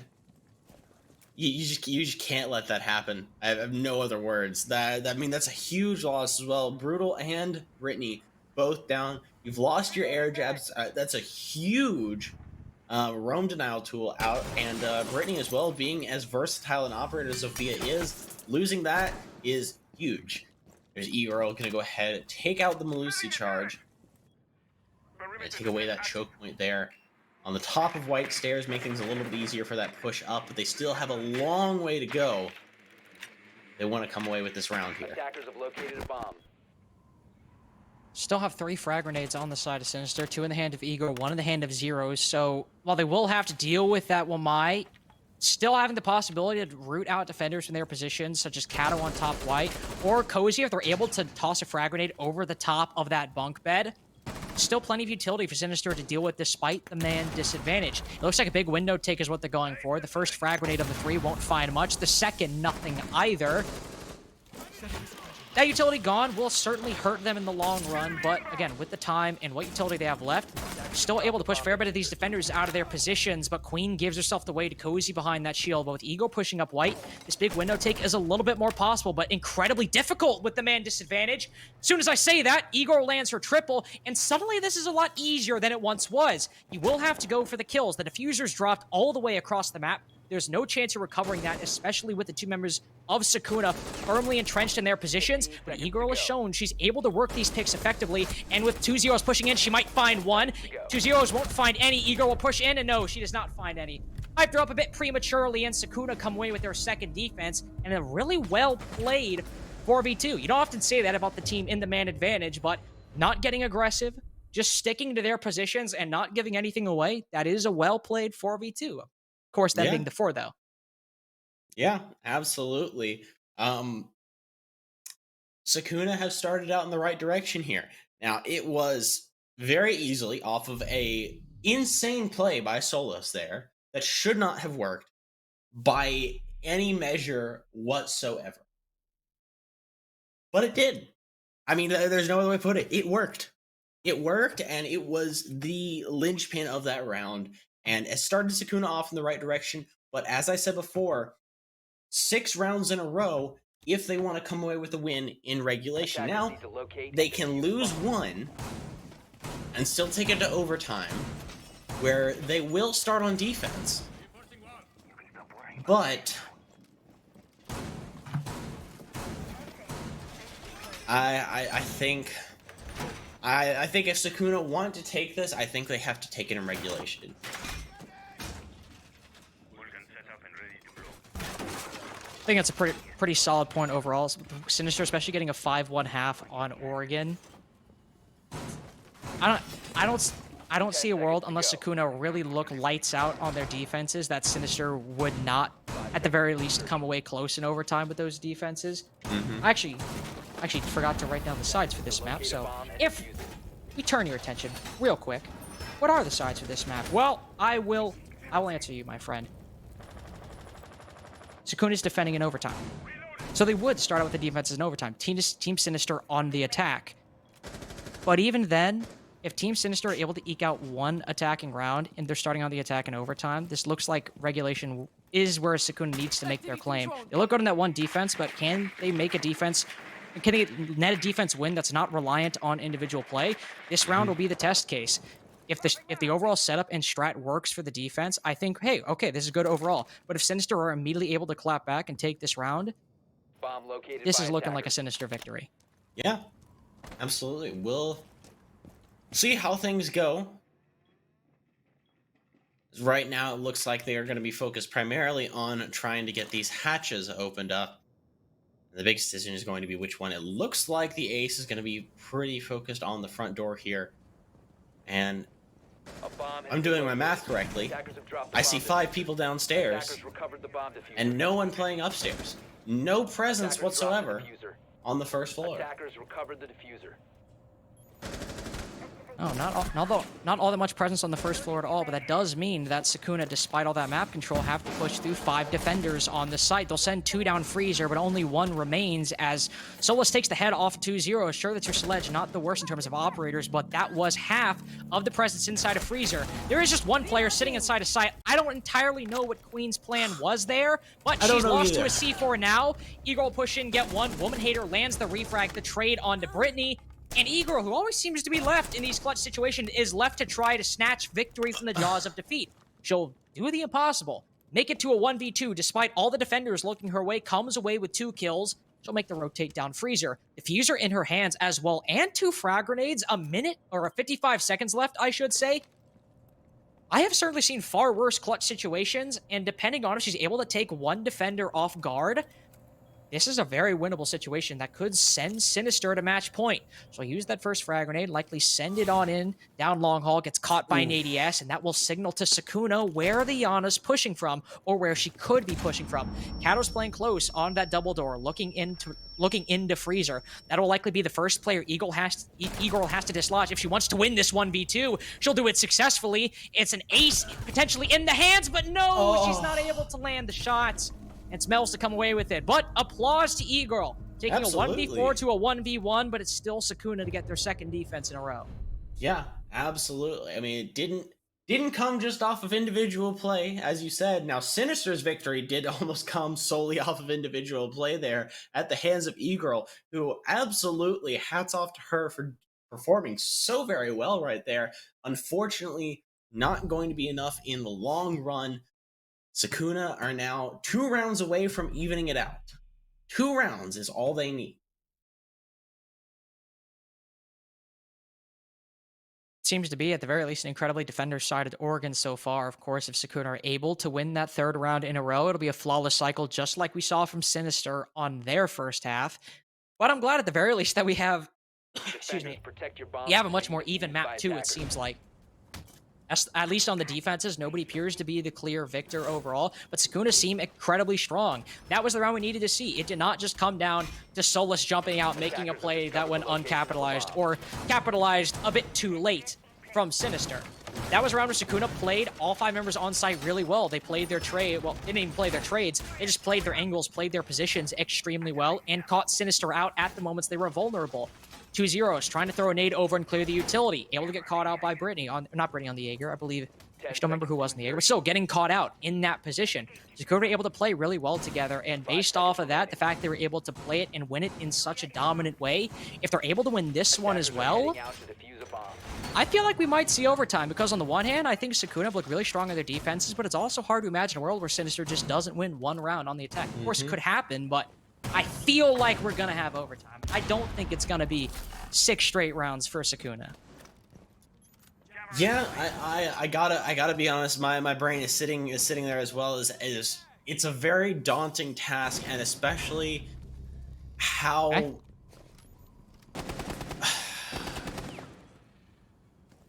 That's not the way to start out what needs to be your miracle run 6 rounds in a row, but it is very implausible. I mean, 6 rounds in a row is what's required to win this in regulation. But yeah, I mean, it's definitely unlikely. Still possible, but unlikely here for SUKUNA. They are going to have to. They're going to have to push very hard. And the first thing here is going to be trying to read into this rush here. Women Hater will go ahead and get 1 kill and to just try and stifle it, but unfortunately will not be able to do much, as it's going to be a 4v2, make that a 3v2 there, and the plant going down, and they just have no idea Kato's up above. And like that, a rush that seemed to be the downfall of SUKUNA, what seemed to be the final nail in the coffin, has now just Oh, turned that's their way entirely. That's unfortunate. Kato unable to get away from the grenade, though. A triple kill now, 1v1. Brittany and Cozy, the only two left here. Cozy still very focused on small tower, but Brittany, I think, is pretty aware of Cozy's position by the B-bomb chassis. Just to make a decision here. She has a minute left. She has a lot of time to work with. Looks like she's probably going to be going for the diffuser here, potentially going for a plant. I think that's the best option here for Sinister. Going for a plant, putting Sukuna in a post-plant situation. Attackers are activating the diffuser. Gonna make things a little bit more difficult, but it doesn't even matter. Cozy is going to absolutely put Brittany in the dirt, and that is Sukuna despite an early team kill and the early rush going in the favor of Sinister, coming away with round number 3 in a row. Defender mission successful. But one thing I will say, you had the redemption of Kato killing her teammate and then getting was it 4 kills? Or was it 3 kills in that round? Yeah, 3. Well, I mean, well, technically, make that 4 kills. I was about to say technically 4 because of the TK, but 3 kills on the enemy, redeeming herself. But it did come down to the play from Kato upstairs. I couldn't quite tell if the player covering the planter was watching up above or was watching in the sight, but that's a situation where you got to pick one angle to watch, and it just so happens you pick the wrong one. Hey, that happens sometimes. You just that's the way the cards fall sometimes. But once again, it did come down to individual play from the side of Sukuna to make that work. While we have seen rounds where it came out, Sukuna are pulling this back because of individual play from Solus and from great plays like Kato. The fact we've seen it spread across the board is also good for their chances. The fact that everyone has the ability to not only make that impact early on, but to make that impact in clutch situations as well. Sukuna are making a very strong argument on their defenses, why as a little bit out there, I think 6 rounds in a row would be for them, making an argument as to why it's a possibility. One thing they'll also do is bring the aggression, or at the very least, bring more intel in the form of the Valkyrie. She was banned on Villa for a similar reason, that she enables aggressive play and more intel for the defense. We also saw how early round aggression could completely stop teams, like we saw Queen do to Sukuna when Sinister were on the defensive half. If Sukuna are effectively able to play off this Valkyrie, and then say if the roam fails and they're able to rely on their on-site pressure of Mel's and the Cade in terms of utility, but Kato not only in terms of utility, but the way she plays and how effectively she can be in that clutch situation after that round, Sukuna, at least in theory, are looking incredibly strong on their defenses based on what they have at their disposal. Yeah, absolutely. I think what I'm looking for here from Sukuna, as you mentioned, that round was very much off of individual play from Sukuna. I mean, before I'm convinced that I think they can take it all the way, I need to see. I mean, if they take it to round number 6, and these next 2 rounds are not just either Kato or Meg or Sola, just one of them just going off, getting 3 or 4 kills and really turning the tide in their favor. If I see the entire team working together, if I see a solid amount of the team able to get kills on the board here during these next 2 rounds and able to really shut down Sinister, that I think is when I'm going to believe that Sukuna can really take this all the way. Some protection from grenades. One method we'll see Sinister try to take Sukuna to task on their defenses is with that Flores, but also with this IQ. Sent one of her drones in to take down that attic wall, but unfortunately for E-Girl, it got shot out by Kato playing close to that wall. But that's why they brought the IQ. Moves down below, and once they've cleared out meeting, able to take down that Cade charge off the wall and open up attic wall, but there's so much time wasted by the defense. 1 minute and 45 seconds before that wall got open. 2 zeros will try to push in, but it's ill thought out. Kato watching the angle, anticipating somebody making an aggressive play or playing off the sound cue, fails the thermite, and that was probably a situation where maybe you didn't need to go all the way inside. Of course, they were pressed for time, but unfortunately, the play not successful by the thermite. Now they're stalled out once again. One player sitting outside big window, the other sitting outside of attic. 50 seconds left, and I'm wondering how Sinister are going to play the final 45. Very interesting indeed, as this is the most amount of players you've had alive this late in the round, but there's Solus able to actually alive this late in the round have some impact. There's Brittany able to finally get a kill back there onto Sukuna and get a kill off onto Kato, bringing things down to a 4v3, still in the favor of Sukuna here. Lady Brutal trying to get a peek around the corner. They trade, unfortunately. Actually, that's Brittany getting the kill onto Mel's there. Mel's is able to get the kill there, make it that a 2v3, and make that a 1v3. Solus getting a second kill as well. The push in from E-Girl will unfortunately net nothing as Cozy comes away with the final kill. Sukuna finally even it up. 5-5. They have come back from the brink of defeat. What looks like we were going to see a 7... I honestly expected to see a 7-1, 7-2. I did not expect to see Sukuna coming all the way back here. One more round. If I see one more round like that from Sukuna, they're taking it. They're taking it all the way. Certainly looking difficult to stop so far. Whenever Sinister try to get aggressive and make those plays on attack, like they were able to do, albeit a bit hit or miss, but they were able to do successfully on Villa. The first two AVG rounds coming to mind on examples of an attacker able to just push up, get 2 kills, and turn the round into their team's favor. Sinister have not found that same success on their attacks on Oregon. For example, 2-0s on the Thermite, trying to push in, gets caught out by Kato. Trying to push in, go for that rush early on. They found 2 kills on the site, but stopped by Kato playing up above. Sukuna have not left nearly the same level of holes in their defense that they did on Villa, but also in the very rare instance where Sinister did. That one time that Sinister seemed to get flummoxed by Sukuna and leave a hole open, Sukuna have seemed airtight in their defensive setups. And they're moving down to basement, a site that, of course, since they've won every round so far, is one that seems strongly in their favor. As you said, I wouldn't say it's all over yet. I still feel like Sinister have at the least one attacking round in them. But if they do manage to get one, it should be a hard-fought one if Sukuna continue playing the way they do. Yeah, absolutely it will be. And I gotta be honest, unless something big changes from Sinister here, and as you said, it's gonna be hard fought. Sinister have been struggling time and time again.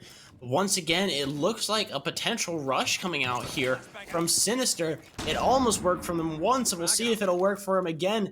The nades coming out here from 2-0s as well as Queen, but there's the first kill coming out in the hands of Solus there onto E-Girl, who's been a very dominant player here in this round.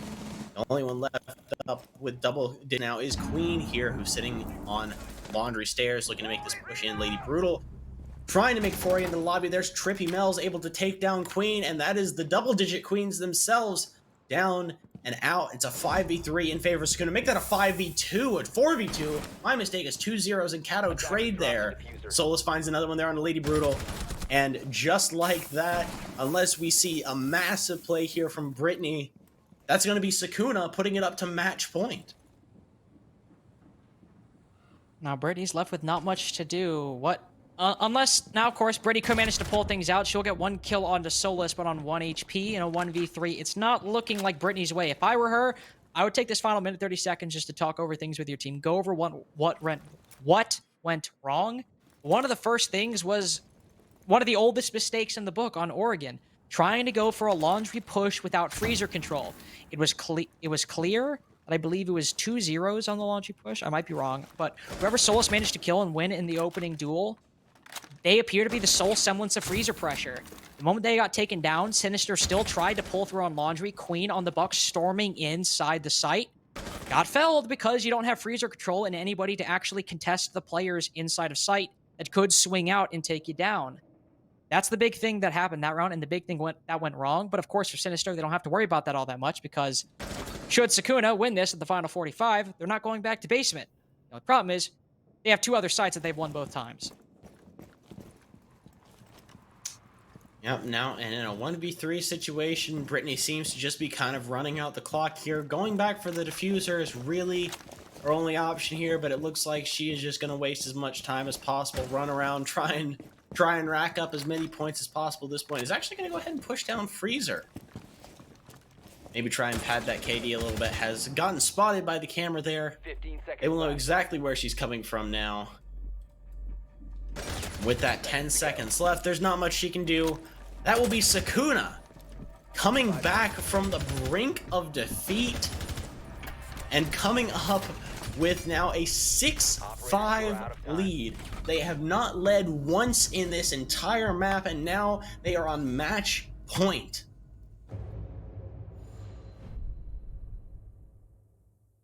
Yeah, especially after that round, maybe I was wrong in giving Sinister that little bit of leeway. That one attacking round, that basement looked the strong. Though while it did come from a misplay from Sinister, at least in terms of their initial attacking strategy, still looked strong overall in the cleanup and repelling of that attack. Because even then, if a team is able to get the opening pick on a push, even without freezer control, it can go their way if they're able to make their way into side quick enough. They're able to take out the players inside of freezer quick enough as well. But the fact that SUKUNA are able to play together, not leave open a hole like that, that's how they've got that round and how they've gotten 5 rounds in a row.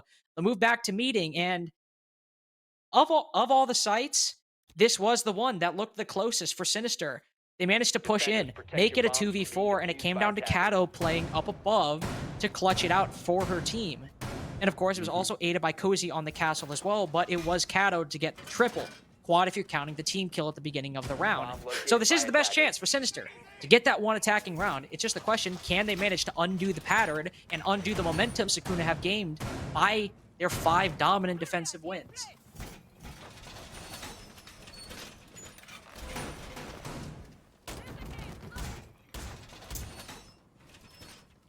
I think the rush from Sinister could have been the play. I don't feel like they had the coverage that they need. I mean, they obviously didn't have the coverage they needed. They had no control over the vertical. They had no idea that anyone was inside of attic. And they rushed and tried to get the plant, and just, even after someone had died from attic, from Kato, they still didn't make an effort to clear it out.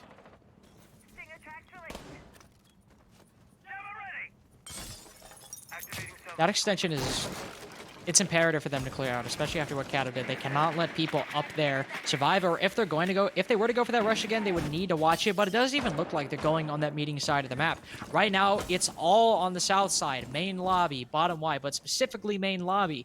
We don't see this execute all too often. A lot of the times there is a massive focus on big tower, but if they're able to open up that wall, could be huge. Fortunate for Queen, just left herself in a position where there's no potential for a refrag. Solo pushing in small tower while Brittany's close by. Not really a lot of room for her to get the trade. Lady Brutal's tried to make room for herself. She's moved on in, put the bomb on the floor, and just as soon as that case got opened, it got closed and moved back out because Woman Hater tossed over a toxic canister, started choking the air from that area. And now they're pushed back, and now SUKUNA know exactly where the push is coming from. Woman Hater's even allowed a moment to rotate over and play close with his shotgun. She'll hear the ace close by, but there's nobody there. Nobody giving themselves away to any engagement. So while Sinister are stunted right now, they're playing this well, trying to gain intel. And while they have a lot of time, they need to start deciding, because I feel like SUKUNA might be getting a little bit antsy right now. Yeah, they absolutely are. But there's Solus able to keep things going in the right direction. 2 zeros will fall, but not after. Solus takes quite a chunk of her health away.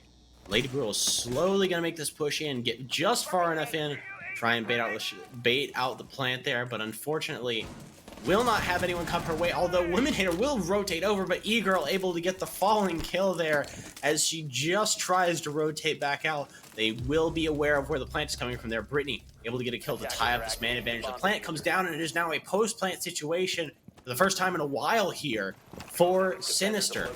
E-Girl going to play very far back inside of Garage here. Cozy trying to find the right angle to go about this. Kato as well could potentially put this in a great position for Cozy. Their Solus able to take down Brittany, and up from the back rope of the bottom of Laundry Stairs, there's Kato taking down Lady Brutal. The defuse comes out, but it doesn't matter. It's a triple kill from E-Girl. It's now Cozy versus E-Girl in a 1v1. She has to come off the plant, or she has to stick it right here, right now, and she's gonna stick it, and it's going to be the end of the round unless she's able to get this kill, and she is, but she doesn't have enough time. That is Sinister taking us to overtime. Mission successful. I mean, I did say that I don't see a world where they don't get at least one attacking round, but even then, that looked like it was going the way of SUKUNA. Massive ups to Kato on that flank down through basement, catching the ace off guard.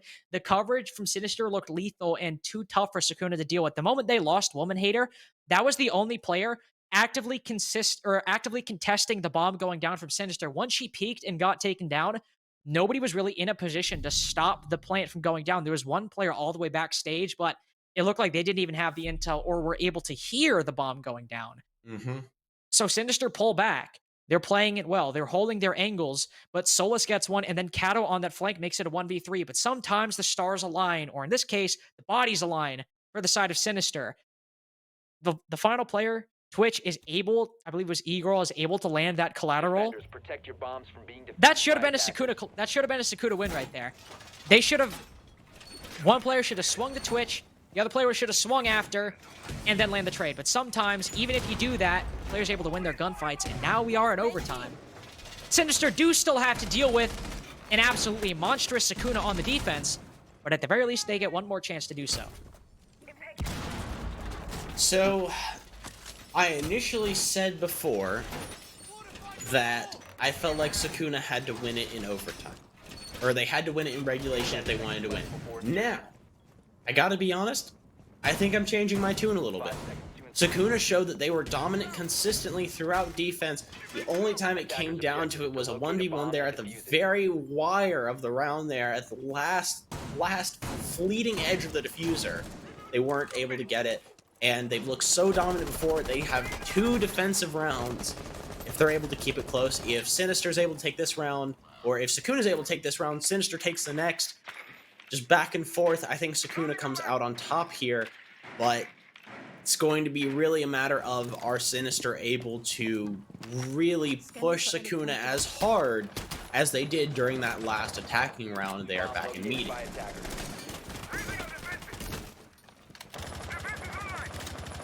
Looks like at the moment Sinister aiming for potentially a big window take, though it could just be 2-0s holding the angle. They also do have the Flores and the IQ of Queen going down below to destroy Master Bedroom Wall. And of course, the Flores is able to use his drones to take out some intel either on Attic Wall or Bedroom Wall, but that big Windows player is now gone, completely removed by Solus swinging it from top white. And that's not looking great. That's your only semblance of pressure over there. You do still have a lot in terms of utility. Both the IQ, who I believe already took down that Mute Jammer on Bedroom Wall, but also the Flores and the Hibana to open up both those walls respectively. But now you might have to rotate somebody over to watch that area because you've given the defenders a lot of free reign, and doesn't look like the Queen is accounted for Solus pushing down white, and this could be a 3v5 if Sukuna play it properly. Mm-hmm.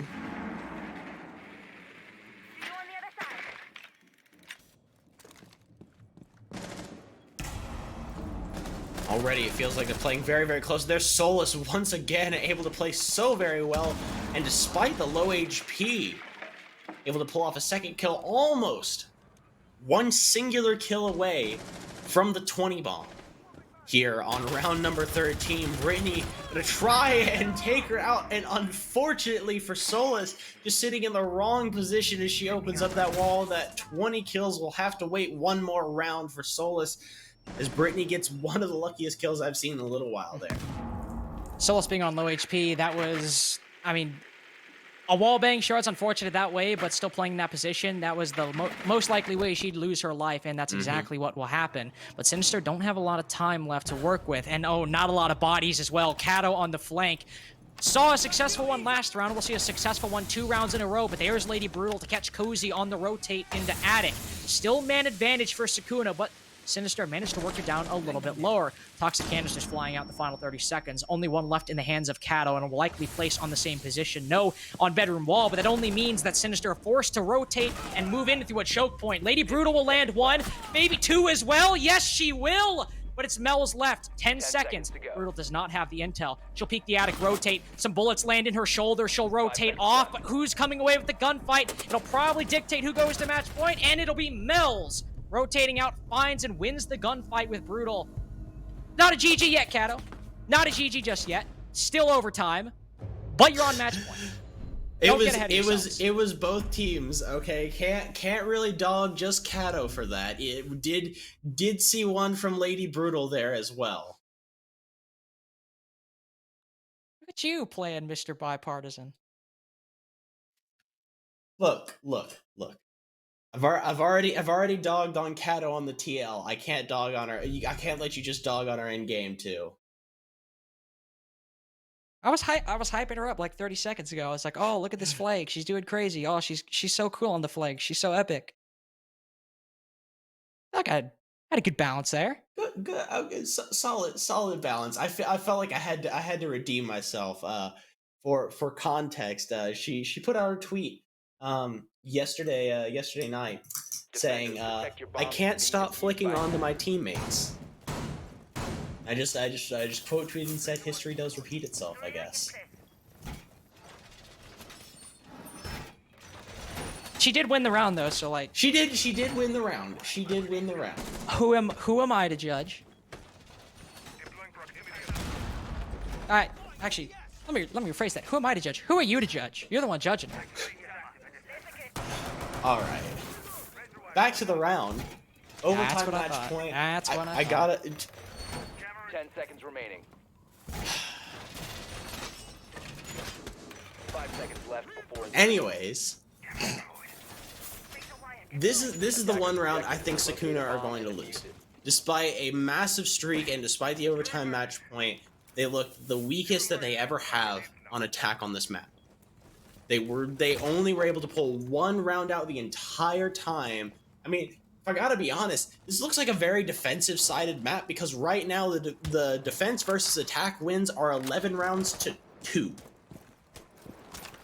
If nothing else, this is just a very defender-sided map right now. Now, if Sukuna want to turn that tide here and they want to finally be able to pull something out here, I'll be interested to see it. But right now, I mean, just speaking from a purely mathematical sense, it is not looking good for Sukuna here.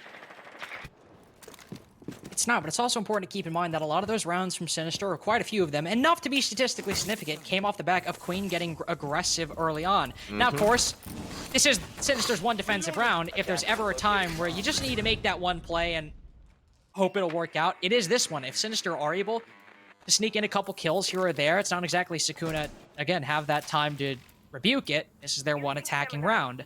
But if they're able to not lose a body early on to, say, a player like Queen, or really anybody in general, and in fact, Queen's the opening pick, caught rotating by Solus in front of Big Window. Sure, this is Sukuna's one attacking win. They gotta treat it carefully, but it looks like they're giving the respect it deserves. Yeah, absolutely here.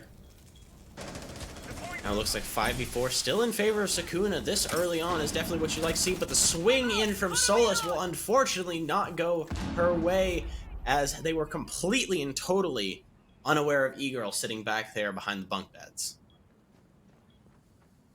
Solus kind of giving herself away to a gunfight right there. I thought she had Diffuser and the XQ was going down, but she didn't even have Diffuser in her hand. She just kind of sent it on in with those Capital bolts. Don't exactly know what the plan was there, but either way, still man advantage for Sukuna. Kato lands that kill onto two zeros. Sinister still entrenched in their positions. E-Girl holding down Big Window. Brittany just around the corner from Master Bedroom, where it appears that Execute is coming down. Kato will manage to vault on in, and the plant starts going down. They've taken out E-Girl. That was the main player to contest the ace. And now it's just left up to Brittany to try to win this fight on the long angle. She's not successful. It's Lady Brutal left in a 1v4, and she's not left long for this world either. Sukuna had needed to win that one attacking round if they wanted to win it comfortably, and yes, they'll win it. They win it 8-6 and end the series 2-0 in their favor, taking down Team Sinister and sending them to the lower bracket. I gotta be honest, I was expecting that to go the full distance. I was expecting that to go the full 15 rounds, and they proved me wrong. They proved me wrong in a very spectacular fashion. 20 kills from Solus. She will break the 20 kill barrier. 15 kills, 11 kills to fill it out. 3 players on both teams, might add, not just on the side of Sukuna there with double-digit kills. So a very, very barn burner of a match there between these two teams. So we'll go ahead, we'll get into some replays here and take a look back over what happened here. Early on, Sinister showed a very, very dominant performance already. I mean, this was round number 1, starting things out. Came down close to a 1v1, but they didn't clear out Queen inside of Closet here, and she was able to shut things down very quickly and get the ball rolling. 5 rounds, actually, no, my mistake, 4 rounds in a row from Sinister before Sukuna was finally able to take back 1 on the attack and put themselves at least in a better position going into their defensive half. And overall, you can see double kill by Queen, double kill by Queen. That seemed to be the story of Sinister's defensive half, was her on the mute constantly making those plays. But when it came down to it, that playmaking wasn't as present, not only from Queen, but on most sides of Sinister. We saw some semblance of hope. Igor getting that triple, almost clutching out that round. I mean, that could have been the series right there if she had managed to make it work. But overall, Sukuna played much more together, played much more cohesively as a unit, and still had that ability to make plays, that individual skill present on many members. And once again, Eagle saving their chances right there, taking it to overtime, but overall, Sukuna, just by a little bit, it seemed in certain instances, with a better team today, and that's why they'll be our first team on this side of the bracket moving into the next map, the next stage, the semifinals. Of course, we do still have one match. We got Trap Queens and Goo Goo Dolls up later, so we're not done yet. We got to see some new teams, some new teams. I'm excited.